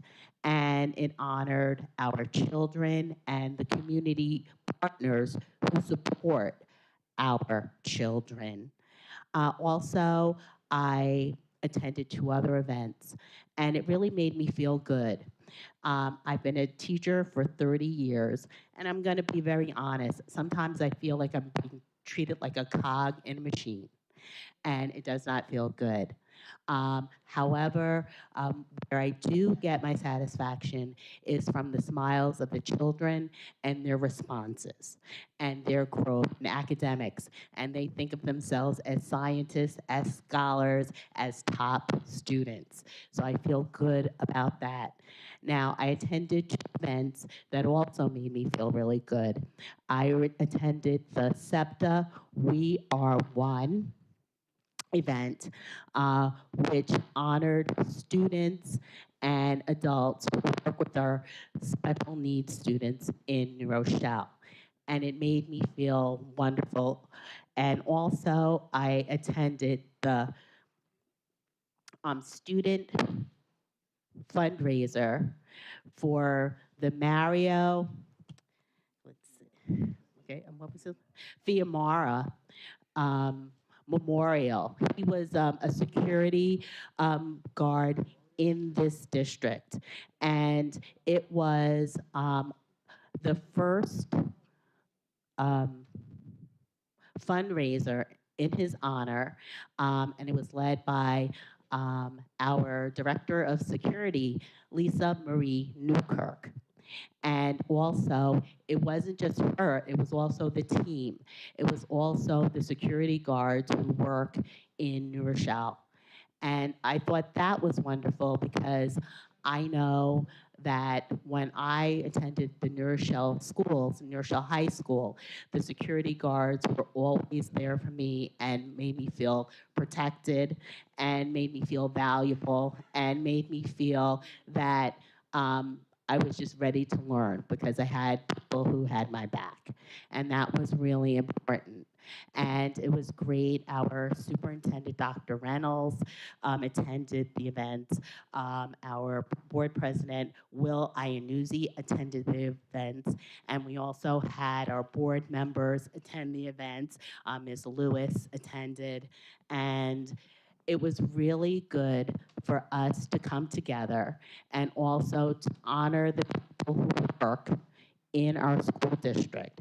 Because I know as a teacher, I don't work in this district, I don't always feel supported and honored, even though I have put in many years into my education and my dedication. I don't always get that. But here, I can see that people honor the people who work in the district and the parents and the family and the children. And thank you for all of you being here and honoring us too. It really means a lot. Thank you. Thank you, Ms. Williams. I do want to echo a lot of Ms. Williams said. We attended most of those same events, but I also want to just highlight once again what Dr. Reynolds said about us being in the Lincoln Attendance Zone. This is the first meeting since late October 2019, where we had it in the old Remington building. And I just want to highlight what a beautiful building we're in right now. It's exciting to see the progress and this new building, which is the first new youth development facility in 40 years in New Rochelle. So thank you, boys and girls, for allowing us to be here. Excited as when we got here earlier, we got to see the kids play on the pool table and running around in the gym. So it was nice to see that. And then anybody else have any public comment announcements? What's that? Oh, thank you, Brenda. Thank you. The Green Schools Committee is holding their first Green Fair. The second Green Fair, I apologize, my first Green Fair on the committee, but it is next week, May 15th. Yep, May 15th at New Rochelle High School. Please come out at House 4 cafeteria. It's going to be an amazing day. I unfortunately I'm not able to make it. And I'm really upset about that. But Mia said I'm getting a shirt, so I'm excited about that. Thank you, Brenda. All right, so next up on the agenda is the superintendent's update. So Dr. Reynolds, I'll throw it over to you. Thank you very much, President Nyanuzi, all of our board members, to our families and friends at home, and to those here in the audience, I bid you a good evening. This afternoon, I sent out notification, and I wanted to take an opportunity to reread that notification for those of you who read it or had the opportunity to take a look at my face as I also shared it via video, but more importantly for those families who may not have heard it. So yesterday I shared with you that the school district has been exploring adjustments to start times for our elementary schools. The intention behind this exploration was to address significant fiscal challenges related to transportation in our district. Since yesterday's communication, I have received extensive feedback from our Board of Education leadership, our trustees, and most especially from our community. Your voices have underscored that such a schedule change would be disruptive to your families and would negatively impact childcare arrangements and household budgets. Your concerns have been heard. Please know I take full ownership for any anxiety or concerns that this may have caused any member of our New Rochelle community. Given community feedback and concerns raised by the board, I have decided not to move forward with the proposed changes. This means that all start times at all elementary schools will remain unchanged. As always, I'm committed to leading the City School District of New Rochelle collaboratively and with full transparency. I want to express my sincere gratitude to all of those who took the time to share their thoughts and concerns with us. Your input is crucial, and we strive to make decisions that best serve the needs of our students and families. As always, please do not hesitate to contact me directly if you have any further concerns or questions. The month of May is a very celebratory month. So this month, we are celebrating Asian American and Pacific Islander Month. So to all of our families and community members who are of Asian American descent or Pacific Islander descent, we celebrate you this month. May is also Jewish American Heritage Month. So to all of our Jewish American families, I wish you shalom. May is also Haitian Heritage Month. So to all of my Haitian population, I say sapase. Also, I would like to acknowledge that was already expressed that this week is Teacher Appreciation Gratitude and Teacher Appreciation Week. I'd like to express my appreciation, my gratitude, and my simple awe for all of our teachers. During the week of May 6th through May 10th, we celebrate teacher appreciation, but there's no greater appreciation that I can express to you than the joy that I see in the eyes of our students on a daily basis. So to all of our teachers, I thank you for being the moms and dads during these hours of the day. And oftentimes we do realize that our students' most regulated time of the day for many of our students is here in school. And I want to thank you for being that force in their lives. So thank you very much. And with that, Mr. President, I conclude my comments for the evening. Thank you very much, Dr. Reynolds. So colleagues, before we go into discussion items, if you indulge me for a moment, I would like to offer a compromise right now. We are way off of our schedule because we came late out of executive session. So if colleagues, it's okay with you, I would like to open up public comment now before the presentation for those who would want to speak. But we will also, if those want to do public comment based on the presentations, they can speak after the presentation, but you can only choose one. So, I mean, we don't do this. We've never done this before, but those who want to speak now and want to leave, or those who want to stay for the presentation and speak after, you're more than welcome to. But, okay, colleagues, it's okay with you. Can I get a motion in a second to amend to the agenda to move item number 7, public comment, up before item number 5, discussion items. So moved. Second, Ross. All in favor? Aye. Any opposed? All right, motion carries. I'm going to read the statement. Ladies and gentlemen, we are about to convene into the public comment period of the meeting. The Board of Education adopted policy 1230 in April 2022 to ensure all members of the public had the opportunity to speak at both of our board meetings each month. We believe it is crucial for us to hear from our community members about their concerns and issues. Having said that, please note that the board is here to listen. The public comment period is not designed to be a discussion. Accordingly, understand the board will not respond to your concerns and questions tonight. We take your concerns and questions seriously and want to have sufficient time to process and research issues if need be. We will, however, respond to your questions and concerns at a future meeting or have the proper staff member get back to you at the appropriate time. I also want to point out that under state and federal privacy laws, we are unable to entertain any comments or questions about school personnel and students. Please know, however, that we take personal concerns very seriously. On these matters, we would ask you to go through the appropriate administrative channels. Finally, we recognize that right now our nation and our community are polarized on a number of issues. That said, we want our school board meetings to serve as an example to our students that members of our school board and members of our community can deal with controversial issues in a civil manner and demonstrate mutual respect for one another. In that spirit, we will insist that all speakers and members of the audience maintain civility and respect for any divergent views that others possess. We ask that speakers please address their comments to the board directly rather than the audience. In the unlikely event the meeting becomes unruly, the board will recess the meeting and return once order has been restored. Finally, I want to remind everyone that you may submit written comments to the board in lieu of speaking during the public comment period if you so choose. Tonight, we've set aside 45 minutes for public comment, where each speaker who is signed up before 3:30 today has 3 minutes to speak. If a person requests to speak after 3:30, you may sign up in person at the meeting with the clerk. Our first speaker of the night,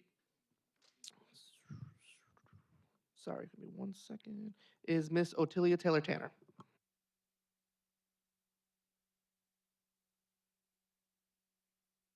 Good evening. I'm addressing you tonight regarding the equity presentation. I won't be able to see, but I've reviewed it a little bit.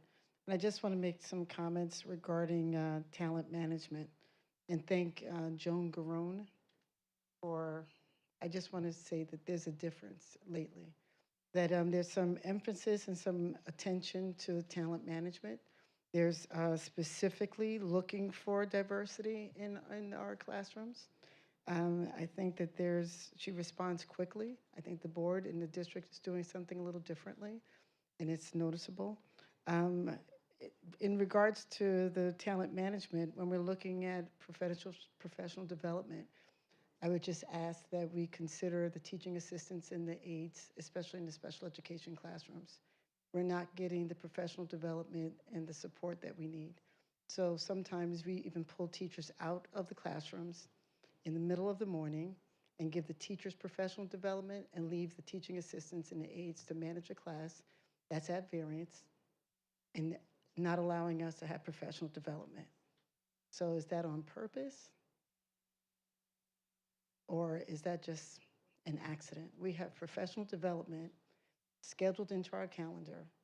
And lately with special education, you've taken teachers out of the classroom and given them training and left teaching assistants and teachers' aides in a classroom when we're at variance in a special education classroom. So since there's some movement here, and I really appreciate it, and I really hope to see more teachers that reflect the student body, and that's wonderful.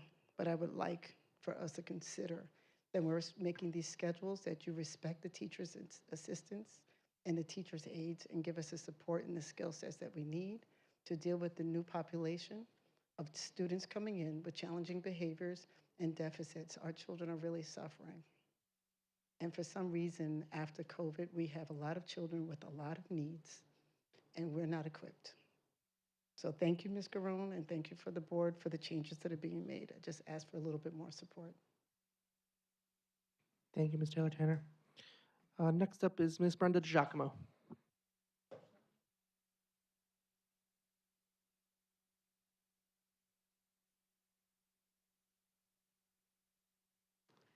Good evening, everyone. I want to first start by saying thank you to all our amazing teachers, principals, and staff.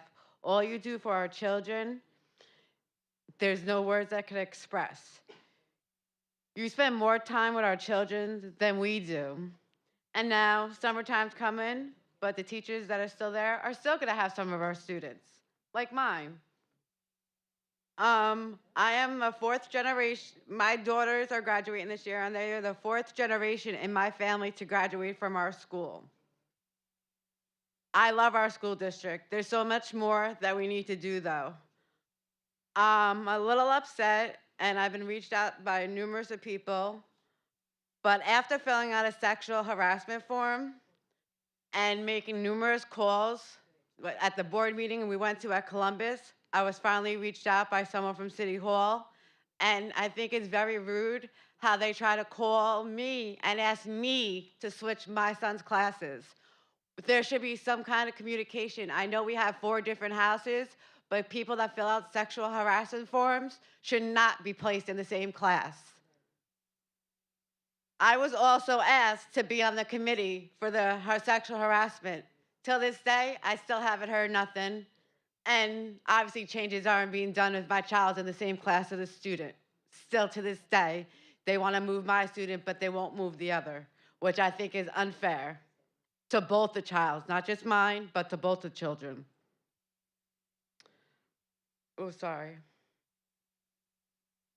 I know I said this, and I'm going to say it again. I did a lot of research after the last time I talked to a few of you, but we are really in need of a full-time nurse in Huguenot Academy.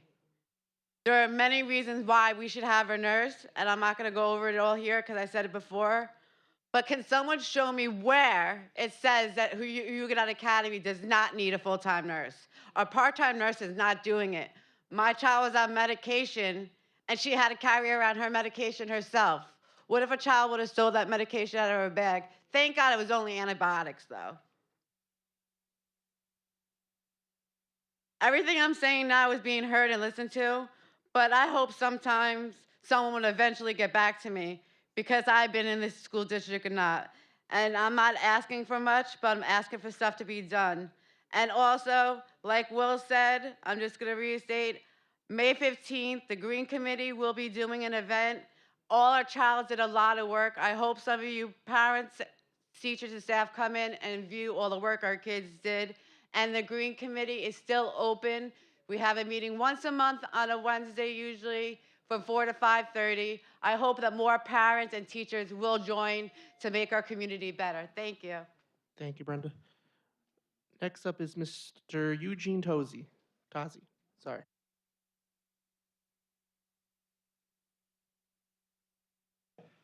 Hi, I signed up not realizing it was going to be such a long meeting. I just want to say a word of appreciation to the board for your meeting here in the Lincoln Attendance Zone.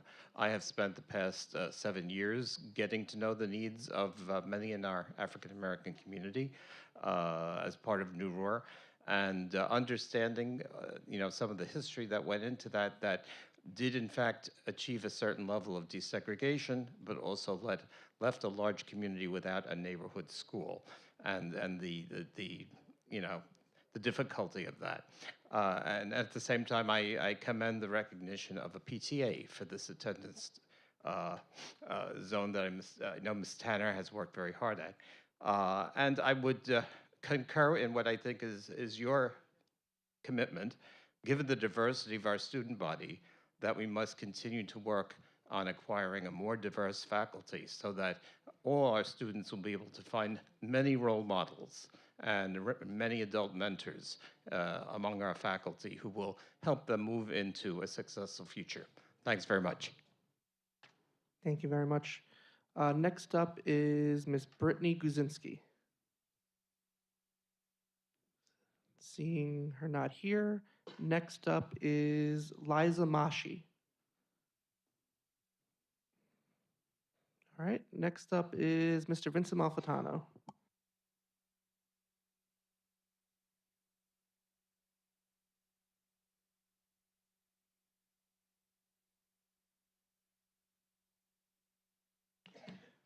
Hello, Vince Malfitano again. There's another very important holiday we celebrate in May that I hope you recognize. It's called Memorial Day. To the veterans and those who gave their lives so that we can vote in this school board election, of which we waste and do not do. What a disgrace of our community. And of course, our state has no interest in moving school board elections to November like Governor Hochul did with town meetings, ostensibly for citizen participation. But I understand the politics involved in keeping things status quo. But it is a disgrace for our community that last time 5.4% voter turnout for the lives of our children and 70% of our property tax bill. But I've been saying that for years, to no effect. Now we're talking about issues of equity, and I'm glad you did advance the public speaking tonight. That's a good courtesy. I hope it becomes a regular topic. I've spoken at this at the PTA Council Forum the other night, and I've mentioned it many times. Our district published a newsletter some time ago, which was not very equitable, announcing a new class that was created, totally contrary to our concept of equity. It was segregated by race. Can you imagine that? De jure racism in our own community. Forget the implicit bias training. It said a class created for students of certain color. Of course, I complained and complained and complained, and finally, the district said, oh, it's open to everybody. No, it wasn't. Because I said, you know, a good civil rights attorney would have a field day with you guys. Do you really understand what equity is? And I asked this question to everybody out there. Is racism okay if it's the kind of racism you like? If it's racism that helps me, is it okay? Or, as we like to euphemistically call it, to cure a past ill, we must be racist today. Like Ibram X. Kendi, that book, How to Be an Anti-Racist, he said, the remedy for past discrimination is present discrimination. And the remedy for present discrimination is future discrimination. Somebody else said the same thing in 1964 in Alabama. Segregation today, segregation tomorrow, segregation forever. You know who that was? George Wallace. So who are we, people, when we hide behind the curtain of, let's try to solve somebody's problem by being racist today? Let's not be that. Thank you, Mr. Malfitano. Next up is Ms. Miriam Dasim.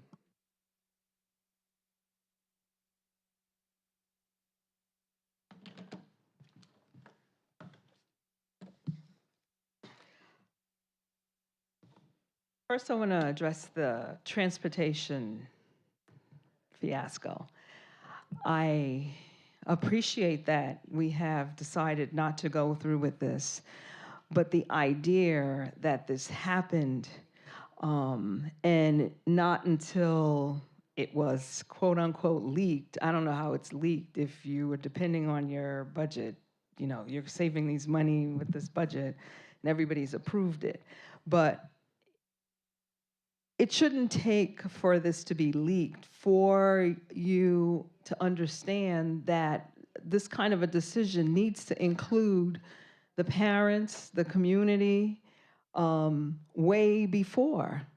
I don't understand why this wasn't something that you said you were talking months with Fuse about it, that why wouldn't you bring in the parents so that we could give you our thoughts about it? Everybody was just like, oh yeah, we should have, as if we haven't been talking about transparency, you know, including everyone forever.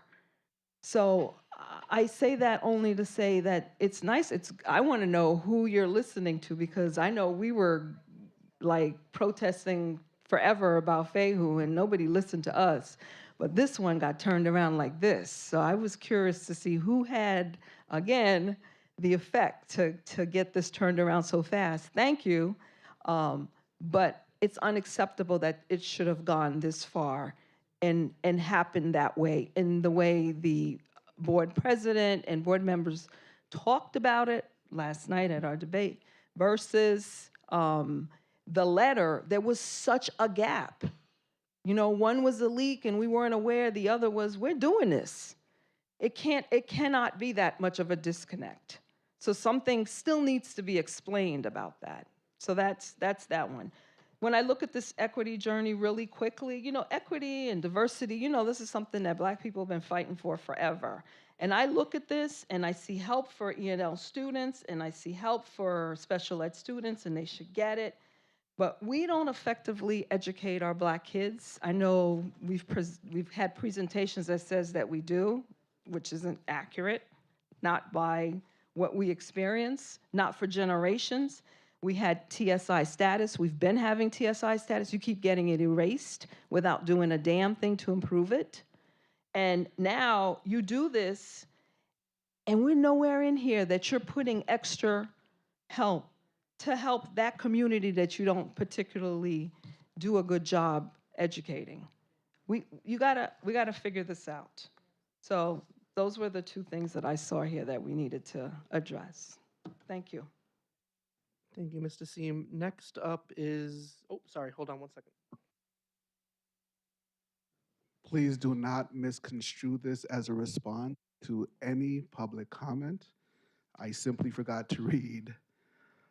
The City School District of New Rochelle schools will be closed on Friday, May 24th, Monday, May 27th, and Tuesday, May 28th for the observance of Memorial Day. The Friday and Tuesday dates on which our schools are closed are weather makeup days, which were not used for inclement weather closings this year. All offices will be closed only on Monday, May 27th for Memorial Day's observation. Thank you, Dr. Reynolds. Next up is Ms. Daphne Douglas. Would anybody else like to sign up for public comment tonight? Yes. Just state your name when you go to the mic.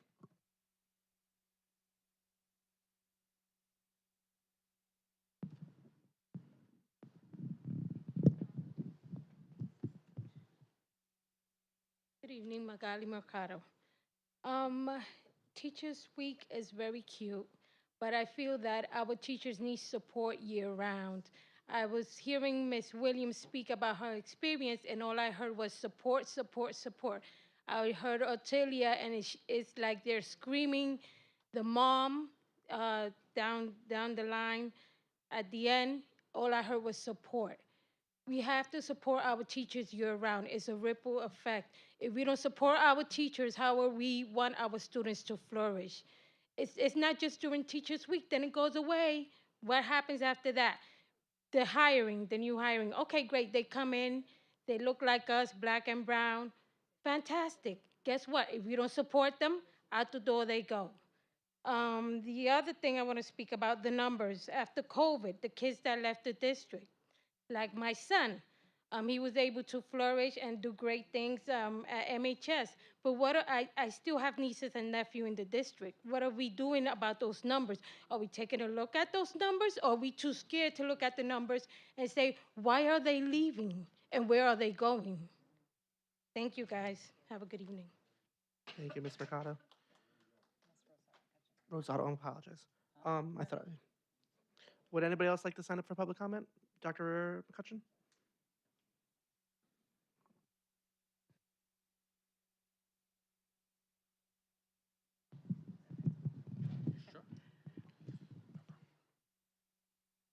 Okay, Rosa Rivera McCutcheon. And for the record, I'm a qualitative researcher, not a quantitative researcher, so I'm not that good at that.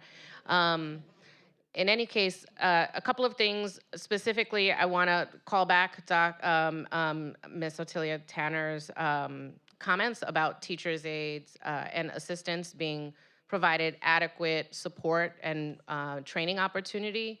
So one of the themes of my comments over the last several times that I've been here is about really supporting the students by supporting adults around them who can provide care, who can provide the support for skills.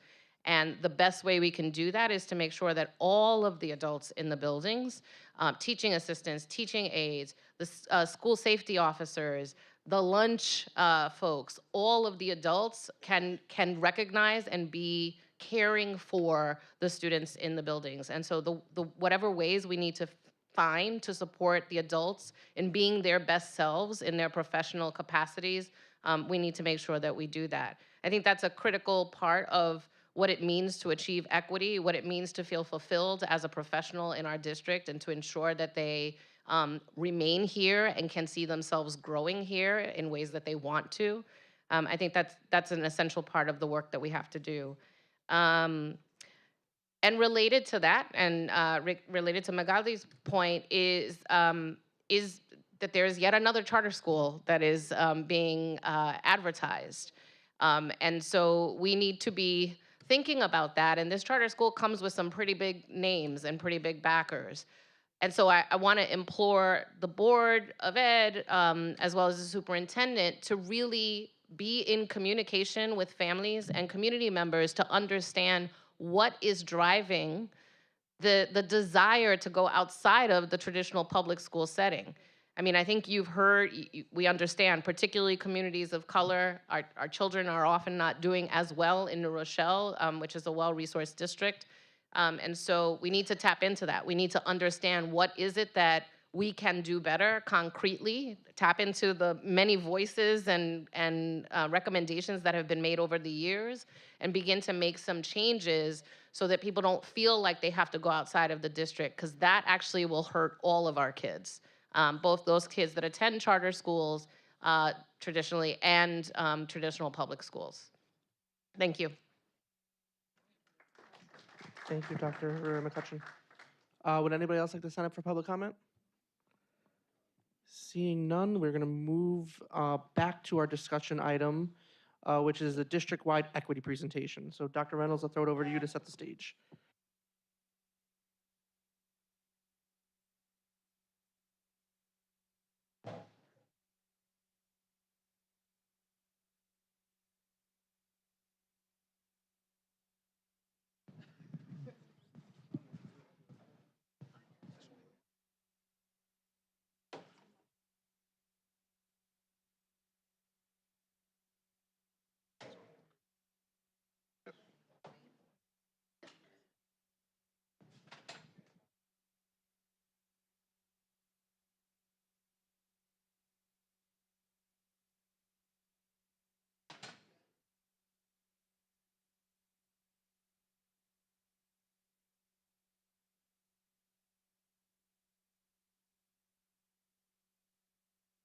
I think a few people were tired of hearing me speak. Good evening, everyone. Good evening to the board. Good evening through the president of the board. This evening, it is my honor, my privilege, and my pleasure to stand here with our 4 assistant superintendents as we present our equity journey and in the District of New Rochelle. I'm joined this evening by our Assistant Superintendent for Human Resources, Ms. Joan Garone, our Assistant Superintendent for Student Support Services, Dr. Gail Joyner, our Assistant Superintendent for Business and Operations, Mr. Carlos Leal, and our Assistant Superintendent for Curriculum and Instruction, Dr. Olivine Roberts. I've learned very quickly not to read to adults, so if you would please focus on our equity vision. I would like for you to understand that this vision is not happenstance. This vision was not provided to the district. This vision was a creation of the work that has been done not just by the 4 assistant superintendents, but by the broader administrative team. So this vision was created as a collaborative effort to really guide how we are looking at what we do, how we are addressing those inequities, how we are addressing those deficiencies as it relates to particular areas that need to be shored up in terms of our personnel, not just for our students, but also for our staff. Oftentimes, people focus on color. That is not the only difference that is represented by persons. There are different areas that are protected classes where we are now seeing people attacked and it's not based on color. How do we create an inclusive environment for everyone here in New Rochelle? We talk about being one New Rochelle. Can we show what it means to be one New Rochelle? So for tonight's roadmap, we're going to talk about the framework of our equity work and what it means to adopt the culturally responsive sustaining education framework. We're going to talk about our equity vision, creating an equity vision statement, the process taken there, which we just did. Teaching and learning, we're going to focus on how we are bringing equity into our classrooms through instruction, with instruction, by instructors. We're also going to talk about talent management and what it means to the creation of a pool of individuals that reflect the real world, that reflect New Rochelle. Many of us have moved here because of the diversity in New Rochelle. How do we start to replicate that in our schools? After that, we're going to talk about our community engagement, what it means for service as it relates to our students, how we involve our larger community in the conversation, and how we bring people along in the journey. This is a journey that's not meant to pull someone, because if you're pulling someone as you're talking about equity, that's going to be a hard lift. It's also not about pushing someone. It's about walking together with. I give an example. When I was having a conversation in a different role in a different district as it relates to equity, we had groups that were set up of principals, and one of those principals who presented as white, and I'm going to use the term presented as because that's what we're supposed to do, was sitting with a group of individuals who presented as Black or African American. And this principal who presented as white asked the simple question. We were talking about equity and talking about inclusion, and asked the question, what's the difference between being Black and brown? Because that was part of the conversation that we were having. Does it mean, and one of the principals was darker skinned and one was lighter skinned in terms of being African American, does it mean you're Black and you're brown? And that is what we want to create, that honest, open space for conversation where someone's not afraid to ask the question as we are exploring this. What is the difference in the acronym of LGBTQ? We may not understand the difference in definition between someone who is gender transitioning, or someone who does not recognize a gender. It's all morphing. So we have to be able to create an environment where we can have those conversations as it relates to the people who provide service, and more especially as it relates to the people we are serving. And then we're going to talk about our budgetary practices as it relates to equity in our school district. I don't have to share with you that all of our work that we completed in the district is directed by our district vision and our district mission.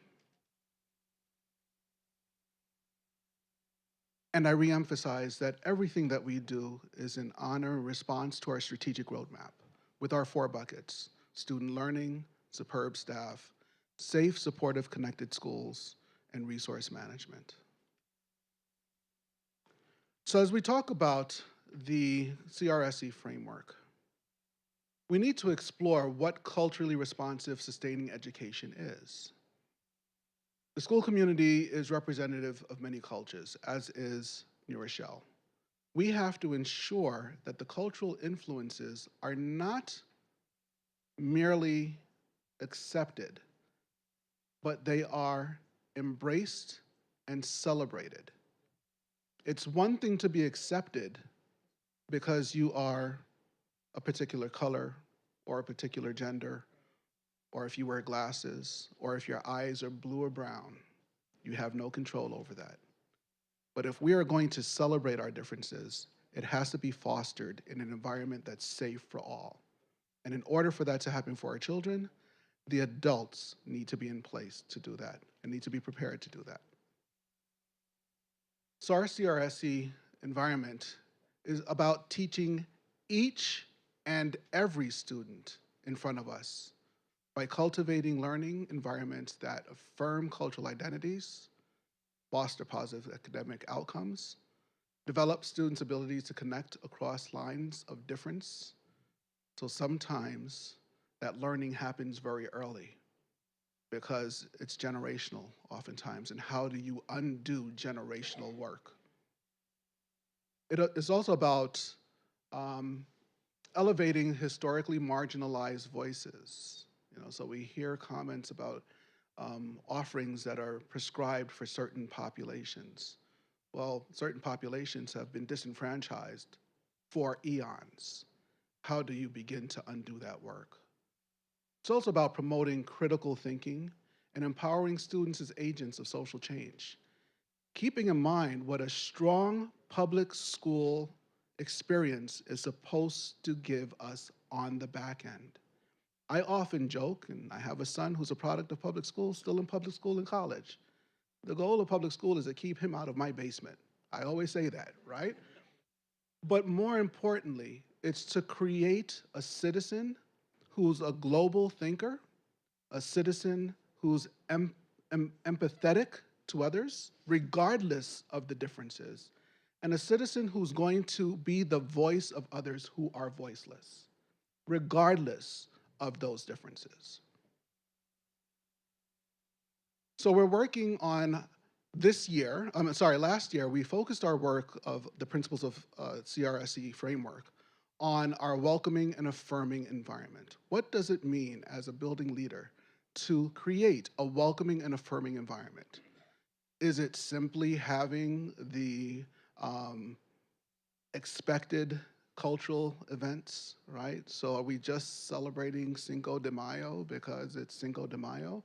Or do we understand the significance? Are we learning the cultural and the authentic cultural experiences related to that? Are we welcoming our families in so that no one feels left behind? Are we even taking assessments of the cultures that our students come from in our own classroom, or are we making assumptions? This year, we focused on our high expectations of, I can't see that far, high expectations and rigorous instruction. Our focus this year is now going beyond just the welcoming environment. How do we maintain high expectations for all of our students? We know little Corey, and the person that's standing in front of you today was not always this person. Little Corey was precocious. Little Corey was somebody who pushed back against authority. Little Corey often went left because you said to go right. Little Corey was often put into the corner and left to learn on his own because I just don't want to deal with that child. No high expectations. They didn't understand that little Corey was bored. My precociousness was because I questioned everything, right? So how do we have high expectations for all of our students, regardless of their race, regardless of their socioeconomic background, regardless of how they come to us? Our students come to us, it's not their decision or choice in how they come to us. We have to embrace them. Our focus next year is to really focus on the inclusive curriculum and assessment of our students. We know that historically, standardized tests have been rigged against certain populations. How do we promote student performance of meeting proficiency when they don't have experiences that are asked of them on their tests? And I don't care what subject you take, all of them are reading tests. If you take a math test, it's a reading test. And if you don't have an experience of knowing what a porch is because you grew up in a tenement, then you are not going to be able to fathom what that question is asking you. You're too focused on trying to figure out what that word is. So how do we make sure that our curriculum and assessments are inclusive? And then our goal after that for every year is to ensure that our professional learning is ongoing. We heard tonight that we have populations of our professionals who feel left out of our professional learning. We acknowledge that. We receive that. How do we improve our practices? How do we ensure that everybody has a strong foothold on how to be the best person for our young people? So we're going to really take a look at our equity vision, and this time I'm going to break my own rule and read to the public. The City School District of New Rochelle values the uniqueness of each individual in our community by honoring differences as strengths. We foster an appreciation for one another by cultivating a safe and inclusive environment that embraces our diverse identities. We are committed to ensuring a fair and equitable educational experience for every student by empowering each one intellectually, socially, and emotionally to be influential global citizens. A lot of those words should ring familiar, everything I've been talking about thus far. And it's not because it sounds good. This was developed by a team of our New Rochelle professionals who are standing committed to these words and ensuring that our practices reflect, eventually, get to a very good place as represented by this vision. In that practice, we had to ensure that our equity vision statement hit certain points, that there were core values aligned, that is aspirational, short and sweet, kind of describes me, simple, clear, and jargon-free. No words in there that's going to confuse the layperson. It should be easily read and easily understood, but should also be ambitious. And if you are committed to really being one New Rochelle, it should excite you. It should get you ready to do more and go on the next step. It is my honor and pleasure to turn this microphone over to my colleague, our Assistant Superintendent for Curriculum Instruction, Dr. Olivine Roberts, who's going to lead you down the path of discovery as it relates to our CRSE work in our curriculum, in our teaching and learning realm. Dr. Roberts. Thank you, Dr. Reynolds. Good evening, Board President William I. Nuzzi, board members, and community. In service to the fulfillment of our equity vision, I am pleased to lift to your attention a few examples of our teaching and learning work that intentionally address access and quality. In doing so, I will highlight the following: our enhanced English learner and multilingual learner intake process, our improved PAVE audition process, the implementation of our pre-K quality assessment tool, and lastly, the launch of the Amera Reading Assessment and Dyslexia Screener. Our English language learner and multilingual learner intake process, which is facilitated by the Office of Instructional Support under the leadership of Tierra Reyes Vega, uses a holistic approach addressing the instructional, cognitive, and social emotional support our newly arrived students and families may need. This year, to enhance our practice, we began administering a set of in-person, informal assessments used not only to identify trends and patterns of incoming students' language and native language proficiency and literacy readiness, but also to provide receiving schools with snapshots of data of our students and to help us to inform professional learning and initiatives designed to support this population of students. Overall, this process provides a consistent practice for the linguistic identification and accurate placement to ensure the success of our newly arrived students.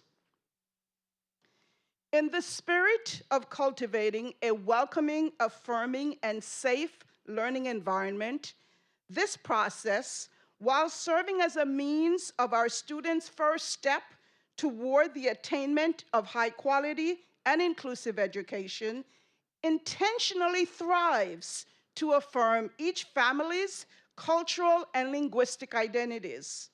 Since this is the family's first encounter with our district, we leverage the opportunity to not only share some of our programs, resources, and community-based organizations, but more importantly, for us to learn from them and see how best we can support and partner with each other. Another key program in which we have taken deliberate measures to ensure greater access is our Performing and Visual Arts Education PAVE program, in particular, the audition process, which began under the leadership of Deepak Marwa and continues now under the leadership of Matthew Lucero. This is reflective in the intentional move to conduct auditions at each school, each middle school to emphasize, during the day instead of after school at the high school. Students are now encouraged to audition for multiple PAVE programs because we're now focusing not on the number of seats, but on focusing on the competency of our students. As such, there is not a cap on the acceptance into our performing ensembles. Starting this year, students are being granted the opportunity to re-audition. Students are given actionable and timely feedback that they may use to improve in preparation for their next attempt. These efforts, that's my cheering squad. The CNI team, we rock. Anyway, these efforts have resulted in more students auditioning and hence more students being accepted into PAVE. The graph reflects the increase in the number of students being accepted into PAVE over the past 3 years. Although this year's audition process has an acceptance rate of approximately 70%, please note that this number will likely increase because it does not include the students who will re-audition in June and September.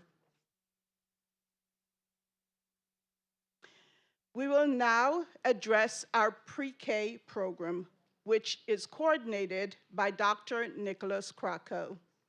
Knowing that providing quality early learning programs is a linchpin to students' long-term success, it is vital that each of our programs, regardless of the location, whether it's Barnard or one of our 8 collaborators, utilizes a balanced assessment approach that will best position our students to meet critical benchmarks in readiness for kindergarten and beyond.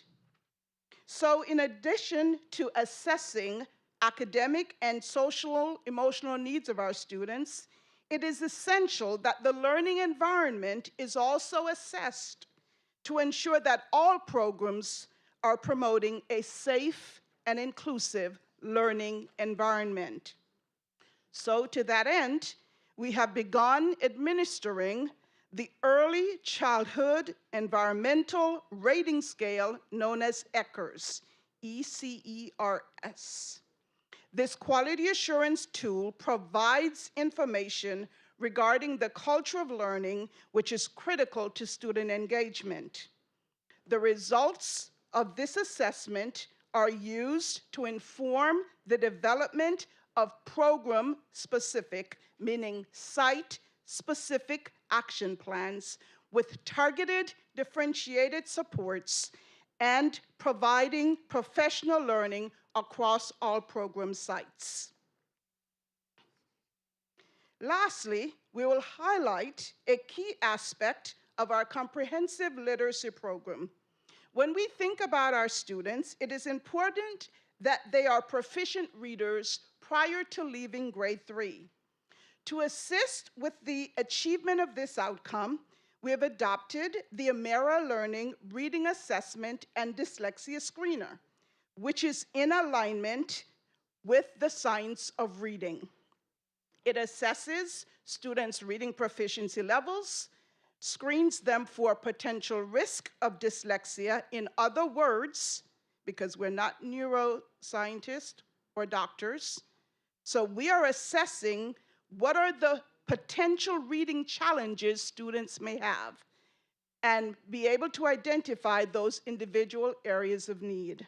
So, knowing their potential reading challenges allows us to intervene early and provide in time, individualized, differentiated supports so they're better positioned to meet proficiency by grade 3.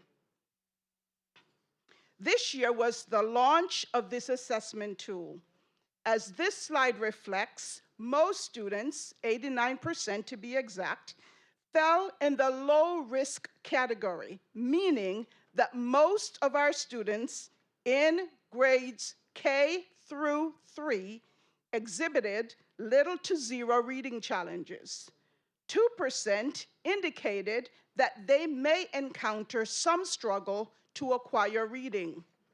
Approximately 9% of our students indicated a strong signal, denoting that they will have greater than normal struggle to acquire reading fluency.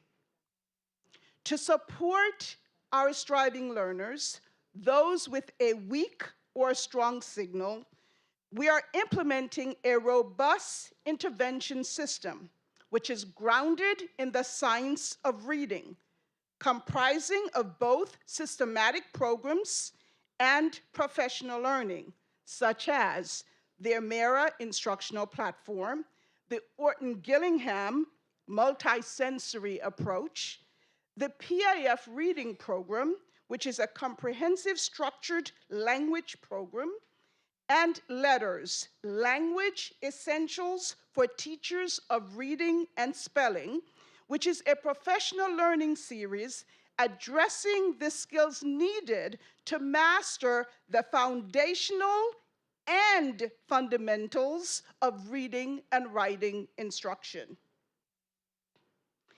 In closing, we look beyond this school year, and we just wanted to leave you with a glimpse of what is to come next year. And so these 3 action steps should look quite familiar. They're actually from 2 years ago when we convened the African American Latino, that's a long word, African American Latino Opportunity Achievement Gap Task Force. Say that again. Okay.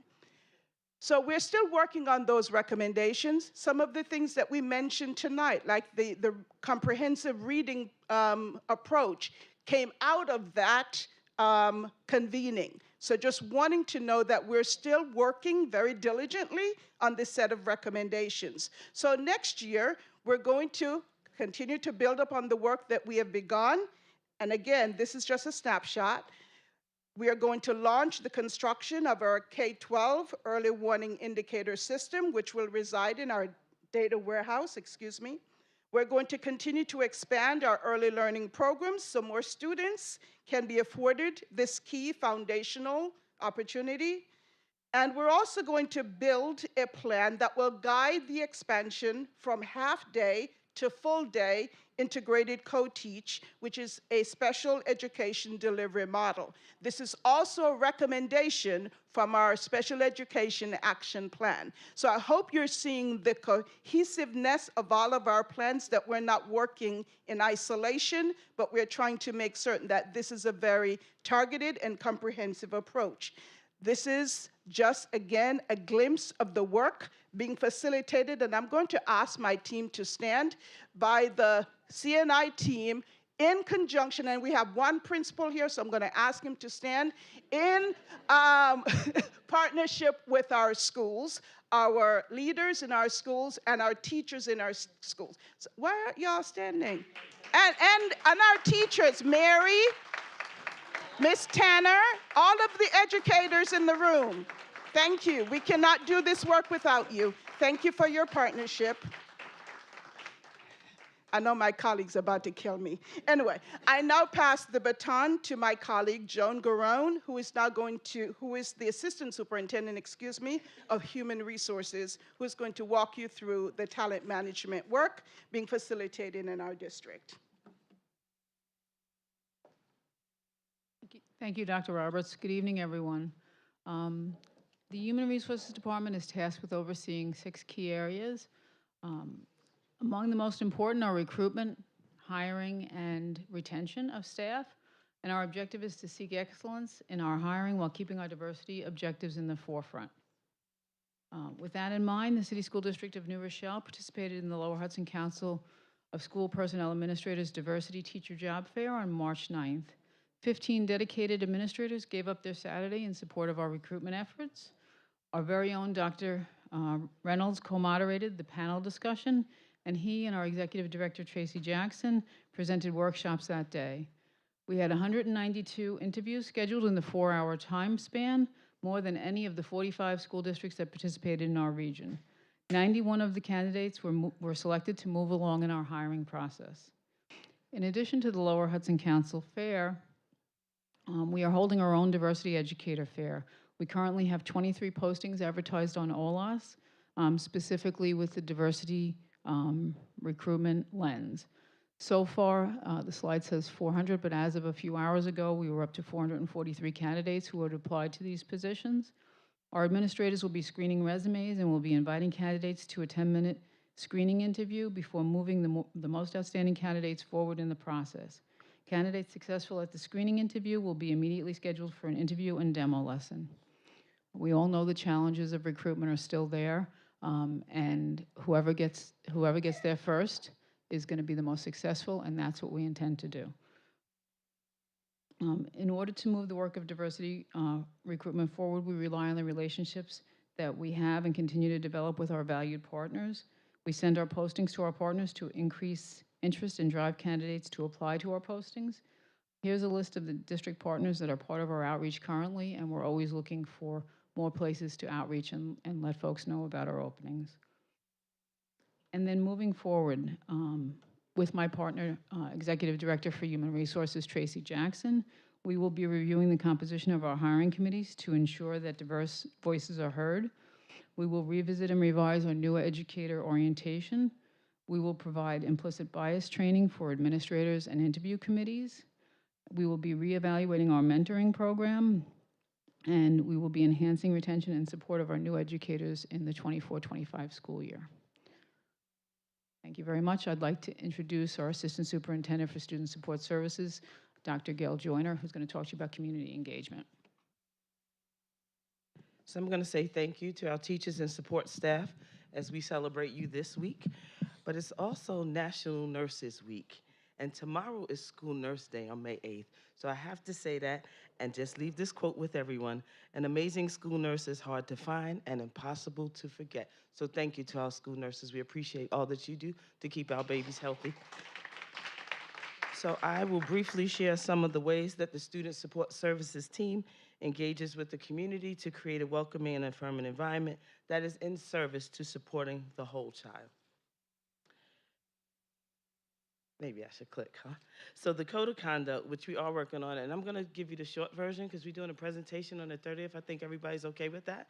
So I will give you the Cliff Notes for tonight, right? So we know that the City School District of New Rochelle is committed to providing a safe, supportive schools that cultivate respectful environments conducive to learning and growth.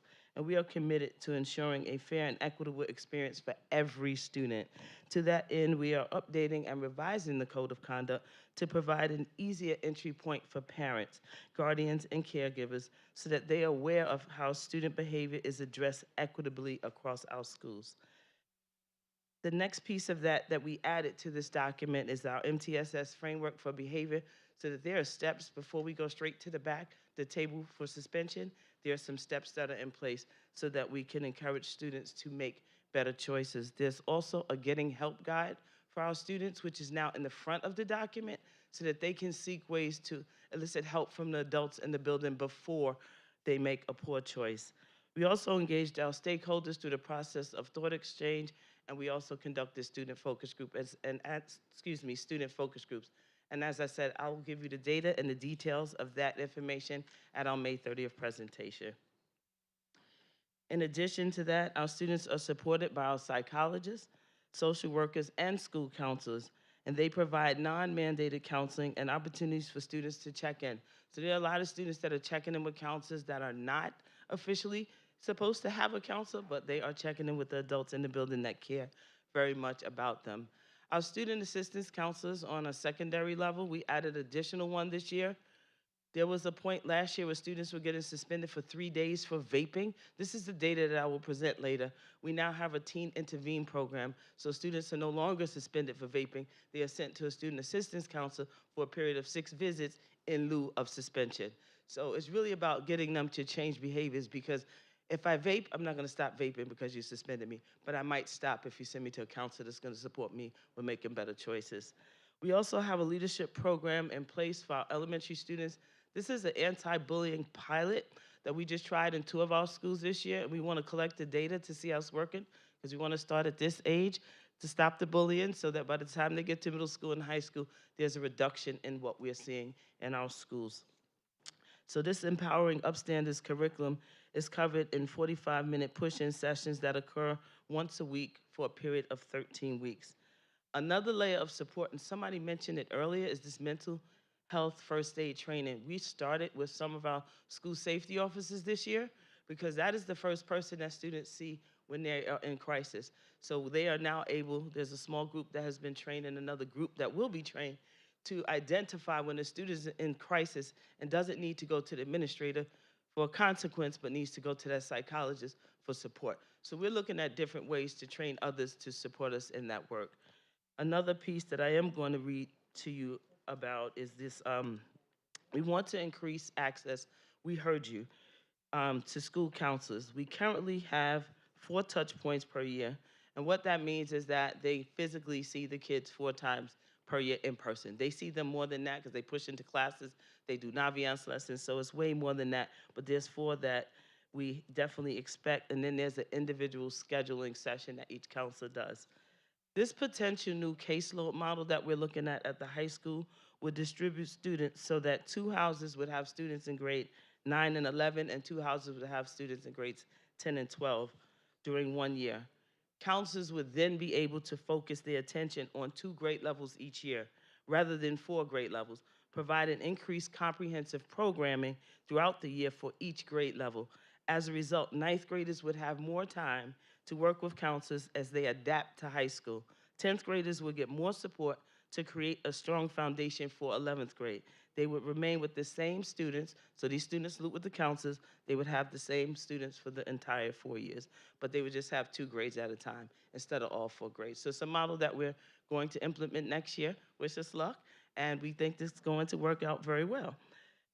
Also, we are looking at working papers. I know this doesn't seem like a big thing, but it is, because we are now giving out working papers at the high school. So they can go to the guidance office to obtain working papers. They shouldn't have to come to City Hall, right? There are children right there in the high school, so we sent 2 of our staff members over to the cafeteria to help distribute working papers, and then we also trained the people in the guidance office so that they could give out working papers right there at the high school so that they don't have to come down to City Hall.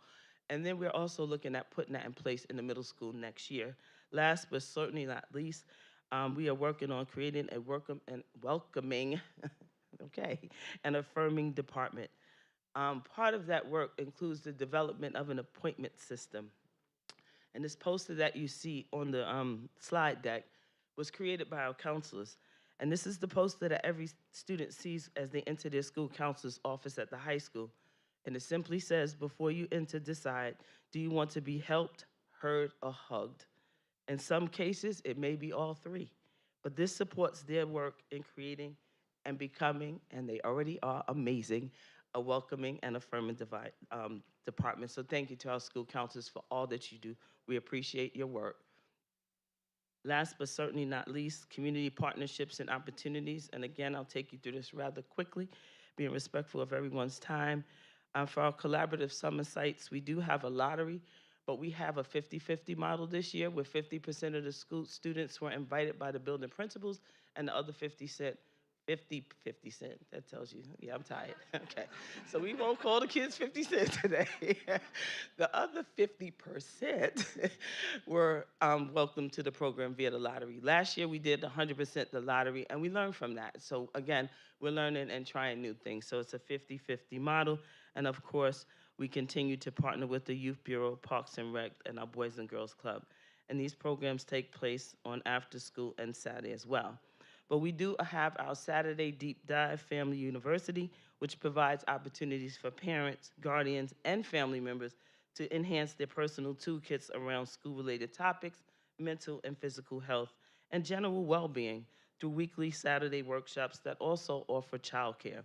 These sessions provide opportunities for families to come together and participate in learning experiences with their children. And I won't go through all of the sessions, but two I'm going to lift. Project Adam conducted a session on CPR and AED, and this supports our quest to become a heart-healthy district. What that means, 10% of our staff needs to be trained in CPR and AED, and then we'll be considered a heart-healthy district. These are critical skills for families, students, teachers, administrators. Everybody should have those skills. And last week, we were joined by Sun River Health, one of our partners, who provided a session on stress management. This will also support our students and families, they, meaning Sun River Health, will also support our students and families with healthcare needs, including immunizations and physicals for our scholars and scholar athletes. Feeding Westchester, as we know, continues to be a community partner to provide a monthly mobile food truck to one of our schools. And the food truck offers families within our community an opportunity to receive food items such as eggs, milk, juice, fruit, and I won't go through the details. I'm going to jump to parent-teacher home visits. They enable our staff members to build and deepen relationships and understand the diverse cultural and socio and economic factors that impact our students. What is most powerful about this parent-teacher home visit? One of the questions that is shared during the visit is simply, what are your hopes and dreams for your child? Right? We're not going in with any preconceived notions. We're just going in to hear what you believe is best for your child. And that is how we learn. And that is a question that every family is eager to answer. Last but certainly not least, my brother's keeper and my sister keep her continue to provide opportunities for all student voices to be heard. The Library Card Initiative, that it provided an opportunity for our kindergarten students to obtain library cards. To build upon this initiative this summer, we will offer a pilot program for our rising first graders that includes them singing and learning sight words. So we want to continue to build upon that work. And our Youth Justice Equity Team is a prevention and enrichment program for students ages 10 to 17 in New Rochelle. Its design implements positive intervention measures through education, vocation training, and community support, with the ultimate goal of reducing youth involvement in the criminal justice system. So this is a younger version of OYP, and we're currently doing some work with Nate Adams is taking the lead on this work. So we're trying to reduce interactions, and the city school district strives to support these students through in-school counseling, clinical and academic mentorship, family interventions, enrichment opportunities, and college and career pathways aimed at developing a success pathway for adulthood. That was a lot. All right, so moving forward, we are here. Carlos, come on up. Get ready. All right, so we want to enhance targeted tiered system of supports for students and families. Again, we think it's important. We're providing all of these systems of support for our students. We also want to offer trauma circles to some of our families, and how can we support them in the work as well? We want to increase non-mandated counseling to celebrate identity, foster belonging, and build agency. Again, every student is not assigned a counselor. However, with this mental health first aid training, we can offer access to more students to the non-mandated counseling. We will continue to evaluate our programming to strengthen parent advocacy. And of course, our ultimate goal is to expand partnerships to create a community compact that is in service of the whole child.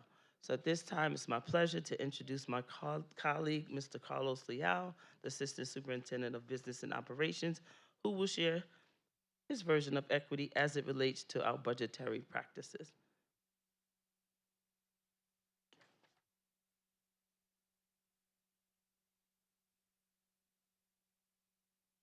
Thank you, Dr. Joyner. All right, I will make sure to speak to the mic. Thank you. So our work, just a few highlighted points, really focus around structures and systems. The first, which you heard of in the development of the budget process, was starting to look at our allocation of our equity dollars, and so that we are talking, moving from the pupil allocation to more of a student-weighted funding or an equity-based formula. That being said, it provides access and thinking and changing our frame of, changing how we, sorry, thank you, changing how we think about access and the distribution of resources and opportunities to students across the system. The second example, also part of the budget conversation, was the realigning of our function codes, because we had function codes that were being incorrectly reported to the state. And one specifically, the one in the middle, which was we were not recording expenses related to our ENL students. So that can have a direct impact on informing our foundation aid, and more specifically, our expense-based aid, which is part of those dollars. And then the last two are very concrete examples. The first is our child nutrition program. We are currently in our community LGBT, our CEP program, which expires at the end of the school year. We are reapplying for another 5 years. And the state has made it easier for us. The eligibility used to be 40% of your students had to be a Title I, or and they've reduced it to 25%, in hoping and increasing the number of districts that can access these services. That being said, all of our students would continue to receive free meals. The second is, as we're studying transportation and trying to make sense of what systems do we currently have in place, we have learned that there is a lack of Beeline service on the west side of town. So we are having conversations right now with Beeline to add services on this side of town so that students who attend the high school and Isaac can get a ride. It's just that simple.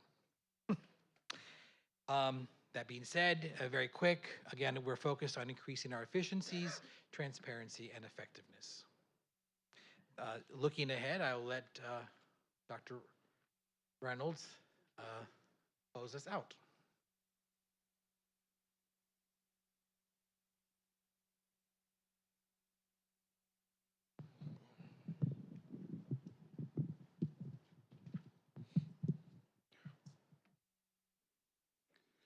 So looking ahead, just to recap on some of our areas of what our intent is for the future.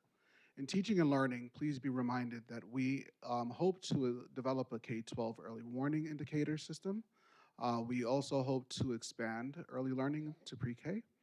And we are desirous of expanding greater access to integrated co-teaching and increase from half day to full day. In the area of talent management, we are committed to reviewing the composition of hiring committees, revamping new educator orientation, providing implicit bias training for administrators and interview committees, reevaluate current mentoring programs, and enhance the retention and support of new educators to the system. A lot of what was mentioned in our community engagement, I need to take a moment to underscore, is only possible because of those grant-funded positions that we've had available to us in the district, that we are now asking to fold into our general funds for the budget. So we're still looking to enhance targeted tiered systems of support for students and families, increase non-mandated counseling to celebrate identity,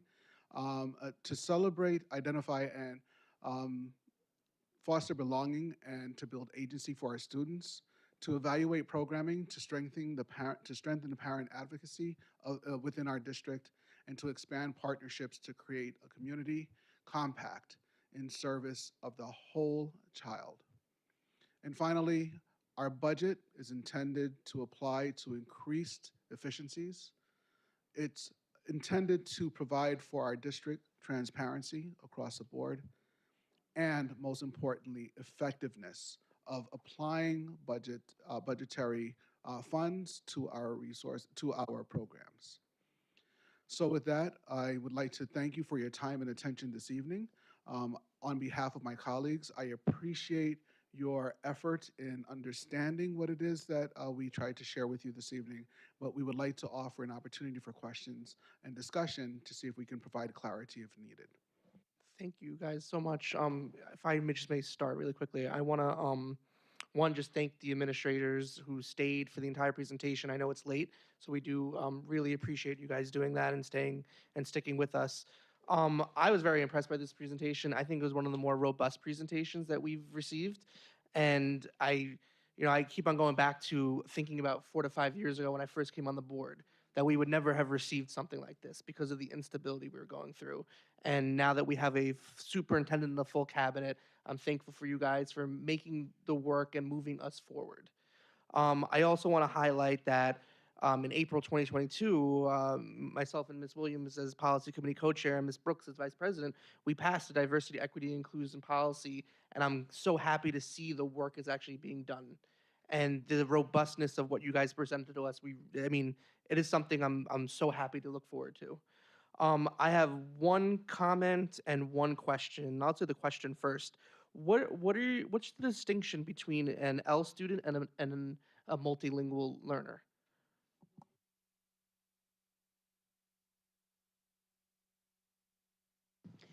So the L student has needs that require them to become proficient in English. Multilingual learner is a student who comes in, let's say a Spanish-speaking student, who may take Heritage Spanish and be able to get full credit because they're very fluent in the language, right? So they're fluent in both Spanish and in English. And so our Seal of Biliteracy program is a great example of our multilingual learners in the district. And this is a state sponsored program that acknowledges students who are able to demonstrate their level of proficiency in multiple languages. Thank you. And I just want to highlight the new caseload model at the high school. I really like that. I whispered to Dr. Reynolds in the middle. I think that's something that could be game changing for a lot of our students. And for the mental health first aid, they also, WJCS, Western Jewish Community Services, they have a teen mental health first aid training. During spring break, 11 New Rochelle high school students at the Boys and Girls Club actually took the training, and it's for students to recognize what their other friends are going through, that they can identify if there's a need for intervention. So if that's something we can also look at for the future, that would be something amazing. Thank you all so much for a really tremendous presentation. And the quality of the layout of this presentation was superb. The visuals, the use of data, the use of details. I just can't really overstate just how excellent the actual slide deck itself is. And that's really a testament to what Mr. Iannuzzi said, that it's cohesive. It tells a story of all of you working together, and that's really impressive.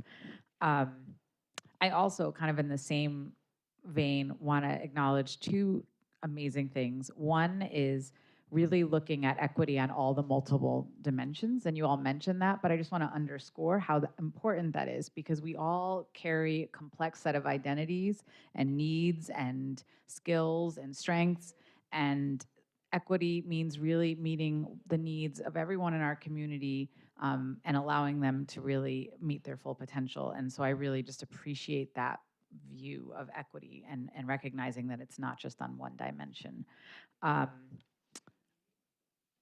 And the fact that it is embedded in every single thing that we do in our work, that we don't have, I know now this is kind of a dirty word, right? A DEI person in a corner somewhere, but in fact, instead, this commitment to equity is embedded in HR and in teaching and learning and in our budget processes and in our student support services, is a model that I think is something that we can be proud of here in New Rochelle, that it's not just paying lip service, but it's embedded in everything that we do. So thank you for that. My one ask, and this is just because I'm greedy, is to think about, as we're building out our data dashboards, which I know are in in the works, that we think about the kind of metrics that the community could have access to measure some of the outcomes of some of the amazing things that you went over tonight. I trust you're doing that. I just want to underscore that I think that would be a great complement to the amazing work that you presented tonight. And thank you so much. Ms. Ross? Oh, sorry. No. You sure? I'll make it quick. I didn't realize what time it is. It's very bright in here.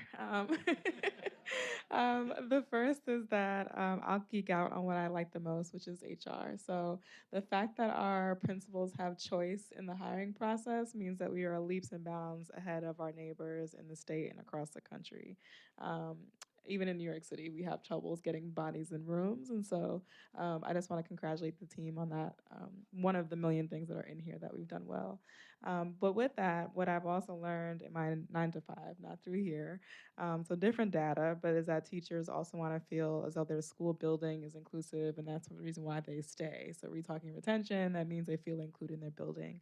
And I think that was highlighted particularly in slide 9 with the inclusive curriculum and assessment, which is going to be next year. So just to give you an opportunity to talk about whether or not that means we will be updating curriculum next year more so than usual. Does that mean that our teachers get more a bit of the process to make sure that they feel inclusive? We didn't talk about retention rates. So just a highlight for the community that we're already doing that work. Ms. Ross?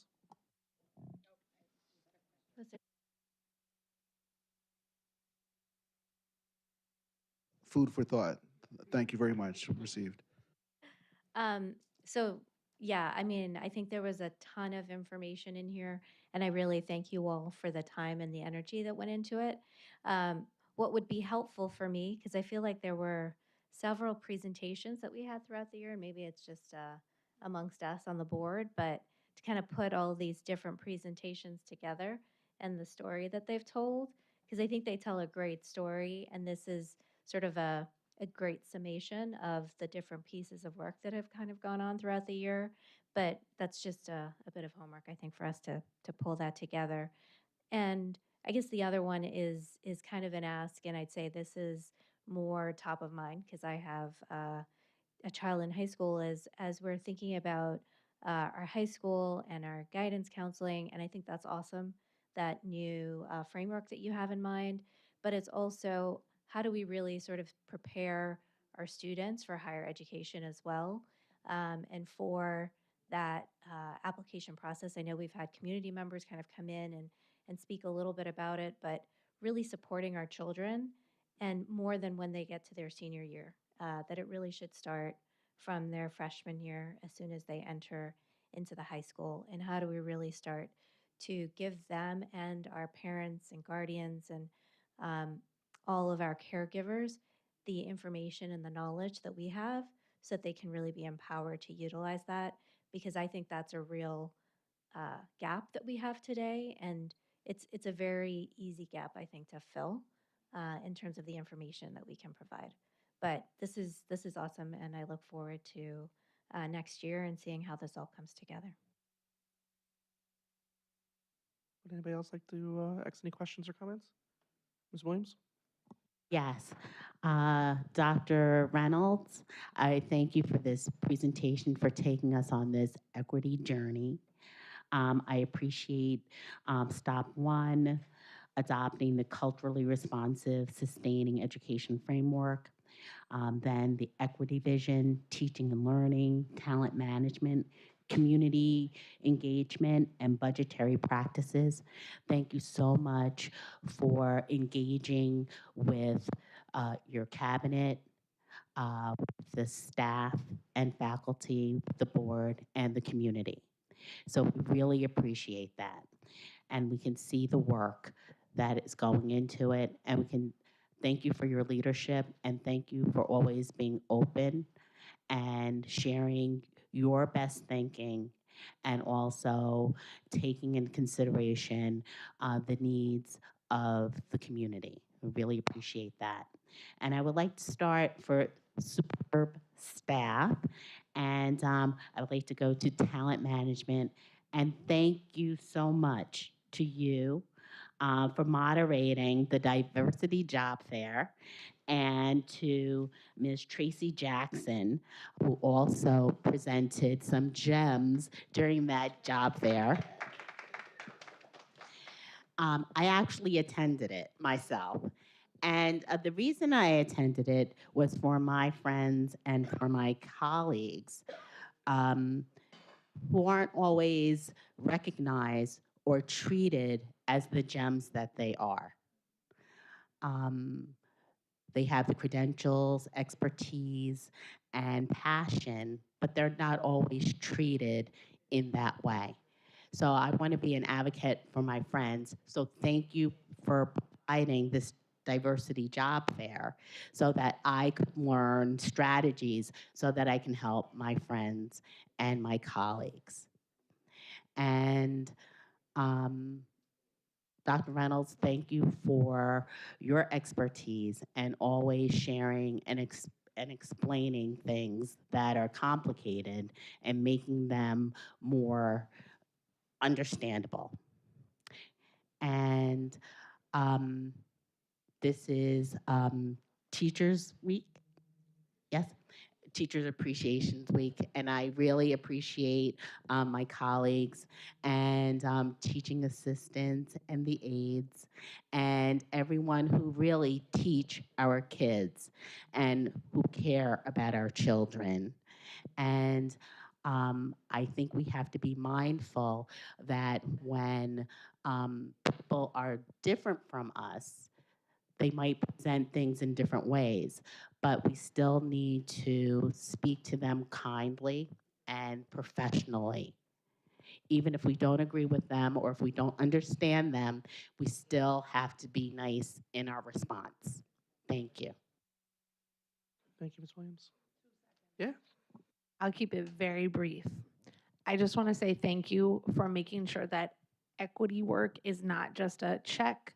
It's not just all talk and no action and no depth and no real movement to shift the outcomes for children. The work that you have presented today, if I could go back 5 years, 10 years, 20 years in my career and have wished for this depth of work to be alive and well for our community, this is exactly what I wanted us to be moving into this direction. I am grateful. I am humbled by your humility as leaders and your reflection and ability to learn from the past and hold on to our vision for the future and make changes right now in real time that are impacting all of our schools and all of our district. It's not just about one group of kids, it's about all of them expanding their access and their opportunities and their excellence, knowing that they are so capable. So I'm just extremely humbled and grateful for your leadership, and thank you for making the equity work more than just a, okay, yes, check, we did this, we had this meeting, we did it this one time. It is deep, it is meaningful, it is pure, and the intent of this district right now is really going to help propel us the next few years, and I'm so excited to be on this equity journey with you. Thank you guys so much.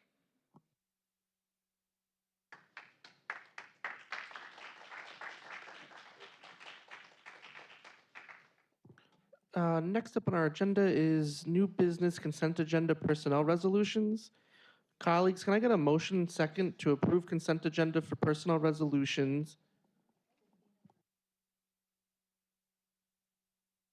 Oh, yes, thank you. If anyone who did not speak in the first public comment session would like to speak now, do we have anyone? Ms. Cook, yep. Thank you, Ms. Ross, for reminding me. Okay, it's way past my bedtime, but I just needed to say two things. The first, that was great. That was a perfect presentation. The only question I have is when is implicit bias coming for the rest of the staff?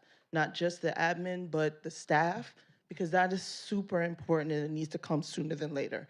The second thing is the charters, the two charters are targeting the population who needs to hear this presentation, and perhaps you could put this just have a shorter video, not this whole board meeting, but just a video of that part that started at 10, and have a QR code attached to a leaflet that we can pass out to the people who are going into those presentations, because this is what they need to see. They need to see that our district is changing and we are addressing the needs that are causing some families to think that they need to go outside of our school system.